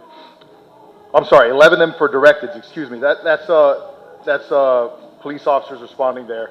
That's the 911 calls that we have. And then there's actually only 5 911 calls. I take that back. So, correction, it's 34 301 calls, 26 of them being for noise, the remainder being for parking, and 5 911 calls. Directed, just so you can, that's the entire year. That's since January. So this from January to now, April? Yes. Okay, thank you. Yes, till today. So we've had meetings with them, and hopefully have another meeting scheduled soon to address it. But we've worked with them, talked to them about parking. They were parking perpendicular on the sidewalk there. We did enforcement and spoke to them about correcting that, and as far as I know, that has been corrected. So go ahead. Yeah, no, I mean, as far as what I have personally witnessed, I live in the area, not necessarily the issue of perpendicular parking, but more the issue that the valet service for the nightclub operates, first of all, not in front of the nightclub, in front of other residences, and their team will set out cones in the entire area, whether that's around the corner where the body shop is, in the bus stop, even in the crosswalks. Another residence that has an open driveway, they have had to put their own cones to keep the valets from putting their customers' cars in their driveway. So it's more of about not how they're parking, well, I mean it is, but just that valet operations are seemingly doing whatever they want in the area, which is just one of the many issues, because aside from what's going on this year so far, which I don't know, I feel like 5 911s since January is probably a little bit on the higher side for a place that only operates 3 days a week. I looked up on open data last year's, I could see 311s, and again, for a place that's only open 3 days a week, they had probably close to 300 for similar quality of life issues, noise, illegal parking, and then fights and whatever and all that stuff. So it's kind of a long-standing one, and so just this year does not reflect really what's going on in that area with regard to code. So if you have like 2024 numbers on hand, that would be helpful. I don't have them on hand. Yeah. Any requests like that you would like, you can always request to the district manager, and then I would, of course, I always provide them for the consumer affairs and all the different committees as needed or as requested. So Yeah. it's not a big deal. I don't Sure. have, Okay, I but can't bring everything. yeah, and so you've only spoken to them regarding whatever this perpendicular parking? No. We've been speaking to issue them has about been? a lot of different things. The perpendicular parking was one of the major complaints that we were having, where they were blocking the sidewalk, where they were blocking that whole area. We went and did enforcement there. And as far as I know, it is corrected. I don't usually work that late at night. I have my lieutenant go out there. My lieutenant goes out, and I think she mentioned this yesterday, last month at the meeting, where we have officers going out there doing regular enforcement. We don't have a designated post there all the time because, like you said, they're only open 3 days a week. Yeah. Those days that they are needed, we do have a officer in that vicinity to address, whatever concerns, whatever issues might arise. As far as the cones, that is another issue that was addressed. I think that what you're talking about was a little bit earlier in the year. I think that has been corrected as well. The cones. So just my experience, Yeah. past 3 weekends, I think I've got 7 of the 311s on the valet service operating improperly. I understand you guys can only get to non-emergency stuff when you can, so sometimes, there's not a note until 8 a.m., which obviously everyone's done by then. But, happening every day, pretty much starting from 9 all weekend. Most of the complaints were probably either seen too late or they said there was no evidence, but it wasn't during operating hours for them. So Well, no, when you do call 311 or Yeah. something like that, like I said, since the place is open, we have an officer assigned to that area. They're going to pick that job up and they're going to respond to it. right, but just saying that very clearly documented these past few weekends fully, with photos and everything. None of them closed with anything other than nothing witnessed or no evidence or conditions didn't require any I action. guess just, it is a problem. It's a recurring problem. So I'm not, I know that you've been talking to them, but please just implore to them that this is a real concern of people on the community board, but also, I've heard from lots of people that code is a problem. Absolutely. I can take Also- that message back. Go ahead. Yeah, and not to belabor it any further, but I think the 2024 numbers are very important context too, because obviously we're still quite early in the year, but it is a long-standing, recurring issue, and it's guaranteed happening every weekend. Yeah, and it's going to get warmer. Also, just, I know that this is, everybody knows this, but next week, we're going to have a meeting in this exact same location, right here at 7 o'clock,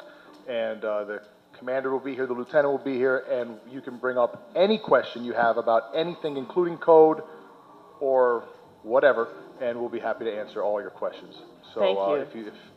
If you want. Yeah, thanks. We'll see you there. Thank you, Encourage Officer you to come. Tovar. Appreciate it. Thanks for being here. Just a quick, any other old business, new business? I just wanted to, next Tuesday at the 114th. Oh, here. Yeah, the community, the precinct council meeting. Yeah, it's here. I just wanted to remind committee chairs and committees that before we know it, it's going to be time to put together our capital expense requests. We do that in September. So as you're scheduling your meetings for the remainder of this year, please take a look at what we submitted last year, like under your committee, your category, because, you know, summer's going to be here, and then September, boom, we're going to have our public hearing and start to put those lists together. So just put that on your agenda at your next meetings as we close out this particular year through the end of June. Okay, last but not least, elected official representatives. If you can just be, I know, thanks for hanging in. We appreciate it, but, you know, try and keep it to a quick minute if you can. Thank you. Hi guys, my name is Claire. I'm the Community Board 1 rep from, liaison from the Office of Queensborough President Donovan Richards. So congrats to the new appointees. I will see you guys next Tuesday at the swearing-in ceremony. And we do have a training that we do every year for the new appointees after that, so you guys will have that too. Yeah, this year we had there was a pool of 916 total applicants across the borough. And of that total, 361 appointees were appointed. Out of the appointees, this year's slate includes an administration record of 119 new members. So yeah, now more than ever, communities need individuals who are willing to step up and serve and lead us toward a stable and prosperous future. So thank you guys. Okay, events. Tomorrow, April 16th at 6 p.m., we're hosting our Bangladesh Independence Day celebration. And then on Monday, April 28th at 5 o'clock, we're hosting our Songkran celebration, also at Borough Hall. And then finally on Thursday, May 15th at 5 p.m., we're hosting our AAPI Heritage Month, Asian American Pacific Islander Heritage Month celebration at Borough Hall. As always, you can RSVP to any of our events at queensbp.nyc.gov. Thank you. Thank you so much. Good evening, CV1. Nice to see you. My name is Tiffany. I'm representing Congresswoman Nydia Velasquez. I just want to congratulate all the new appointees. Very happy that you're here and very excited to see what's to come. The Congresswoman held a press conference on March 18th to rally against the Republican spending bill that would cut health care benefits for Medicaid recipients. In the Congresswoman's district, nearly 290,000 people have Medicaid. As 23,000 constituents in her district have reliant on Social Security services, she actually led our rally today to tell Trump and Musk to keep their hands off of Social Security. And as Con Edison has a proposed double-digit rate hike of 11.4% for electricity and 13.3% for natural gas, the Congresswoman has and other congressional members of the New York City delegation have penned a letter urging the state to reject Con Edison's proposed rate hikes. The Congresswoman also led a letter, along with 33 other congressional members, to the Secretary of Department and Health and Human Services to express extreme outrage over the closing of 5 Head Start regional offices, and one of them was in New York. The abrupt closing of the offices put services for education for vulnerable families at risk, and federally funded programs serves nearly 7,500 children across the country. Just wanted to reiterate that the Congresswoman is here and will support you and her constituents. If you have any concerns or just need assistance, please give us a call at 718-340-6244. All right, thank you. Thank you so much. Good evening, everyone. My name is Megan. I'm from the Mayor's Office Community Affairs Unit. I will be very quick. A few updates. New York City will be hiring 3,700 new teachers in the 2025 to 2026 school year to help reduce the class size. And also Mayor and NYPD, they have this recent announcement about NYPD have launched this new division. It's called the New Quality of Life Division. This is a citywide public safety initiative focused on enhancing the trust between the communities and the police while addressing the everyday quality of life issues. And also an administration announced the 5.5 million expansions of free swimming lessons program. Last but definitely not least, with the holiday season upon us, we wish all who celebrate a peaceful Holy Week, happy Easters and a happy Passover. Thank you, everyone. Thank you.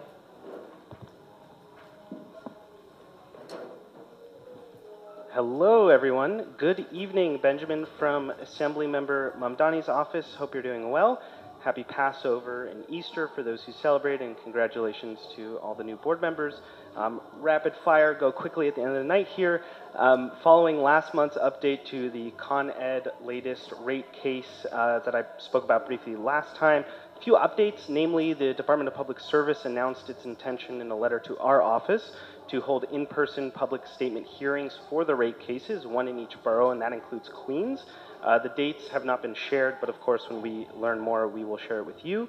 Constituents can still post comments online. There are currently close to 1,600 comments on the electricity case and around 654 for gas. We also want to highlight a new tax service for Queens residents, Queens Legal Services Tax Services, which offer free confidential legal services for people having disputes with the IRS or New York State Tax Services.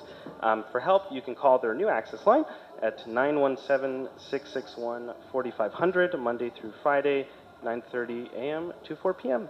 And as we heard tonight from quite a few constituents, the Department of Transportation announced its street safety plan for 31st Street. Don't need to belabor the point, but importantly, there will be a more formal public comment period announced. But actually, constituents, which we didn't hear yet, can still send comments online to Commissioner Yadanis now.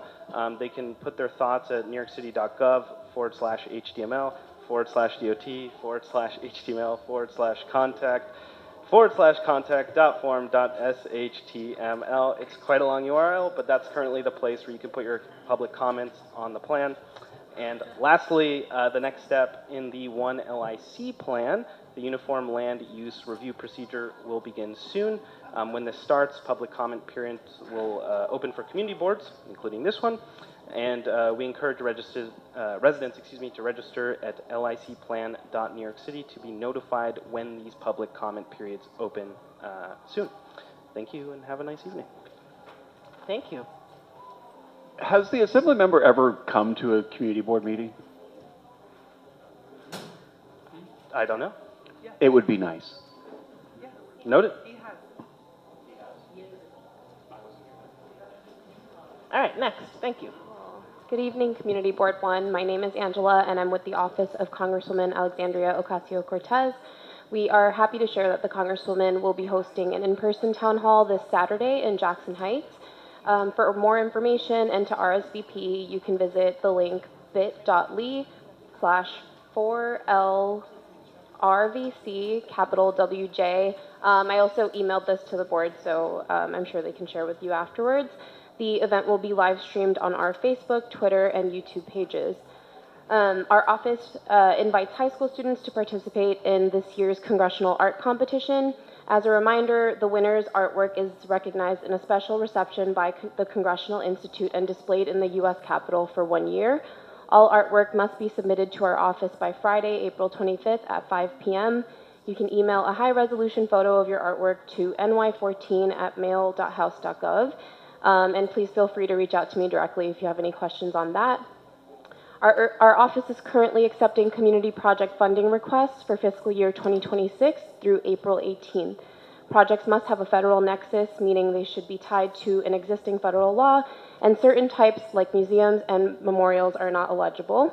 If you're considering a submission or want to discuss eligibility, feel free to reach out to michelle.luna, Luna, @mail.house.gov. You can find the full guidance and submission forms on our website. And as a reminder, our office is here to help with any issue pending before a federal agency. You can give us a call at 718-662-5970, and we are available at our office in Astoria, located at 30-83 31st Street, every Thursday from 10 a.m. to 6 p.m. Thank you. Thanks so much.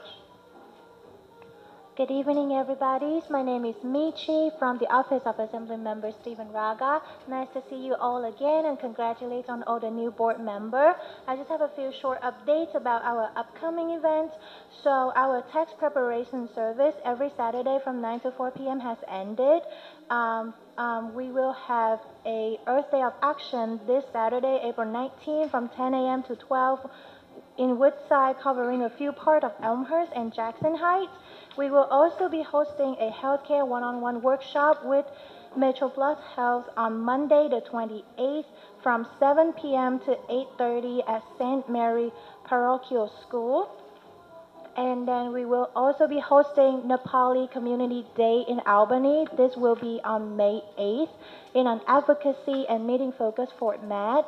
This will offer a platform for meaningful discussion with the state leaders and policymakers about issues affecting the Nepali community.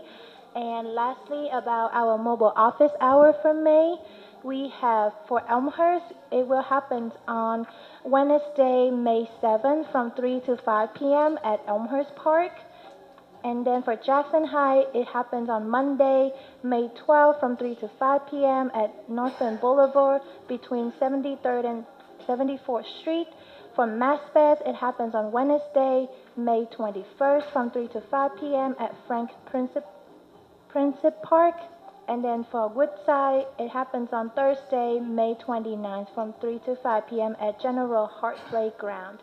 That's all. Thank you, guys. Thank you. Good evening, everyone. My name is Kaylin from Senator Gonzalez's office. It's great to see you all. First order of business, Con Edison's proposed rate hikes. 3 years ago, Con Edison raised their rates on tenants' electricity and gas costs. Now they're doing it again. Senator Gonzalez has sent 2 letters to the Public Service Commission demanding that they reject Con Edison's proposed rate hikes and that they host in-person public hearings for our communities to speak their mind. 2 public hearings took place on April 8th and 9th, and the PSC is still accepting comments. For more information, please see me afterwards. We have submitted our office's executive budget request to the governor. The senator will be fighting for funds to be allocated to the district. Gentle reminder that the deadline to submit discretionary funding requests is April 15th, today. Please see me afterwards for more information. Our office hosts monthly office hours in Astoria every 4th Monday from 1 to 5 p.m. This month's office hours will be held on April 28th at the Astoria branch of the Queens Public Library. We'll be joined by Communities Resist for a housing clinic every month and are working towards securing a permanent location. A couple of updates on what we've been up to in Queens. The senator attended the Astoria House's Women's Month celebration, where we honored and presented certificates to women who have demonstrated exceptional leadership and commitment to this community. In honor of Greek Independence Day, the senator attended a Greek flag-raising ceremony in Astoria. A couple of legislative updates. The Senate One House budget resolution addresses New York's most crucial issues. While still under negotiations into the final state budget, 5 of the senator's bills were included. The GAP fund, which would help tenants retrofit their homes for sustainability, the noise tax on non-essential helicopters and seaplanes, the Secure Our Data Act, the chatbot disclosures bill, the establishment of a chief AI officer in our state government. Thank you. Happy Passover and Easter to those who celebrate. Thank you. Great. Good evening, CB1. Welcome new members. My name is Django Mahmood. I'm the community liaison for Jessica Gonzalez Rojas, Assembly Member of District 34. As you know, they're stuck in Albany negotiating the budget, but she'd like for me to share with you all her advocacy addressing affordability. So, such as she signed on to a letter to legislative leaders and the governor about an imminent child care voucher crisis. So this would turn down new program applicants to the child care assistance program.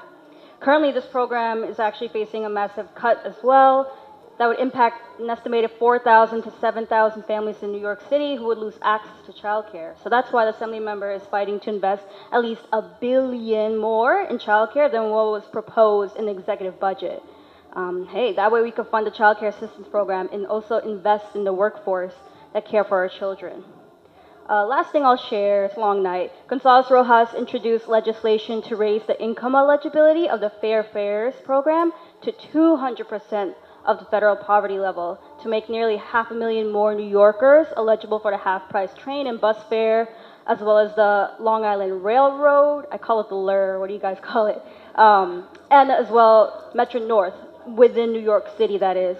So maybe you've heard about the expansion to 145% of the federal poverty level, which will definitely help, but it's not sufficient enough to meet the needs of working families, especially those making minimum wage.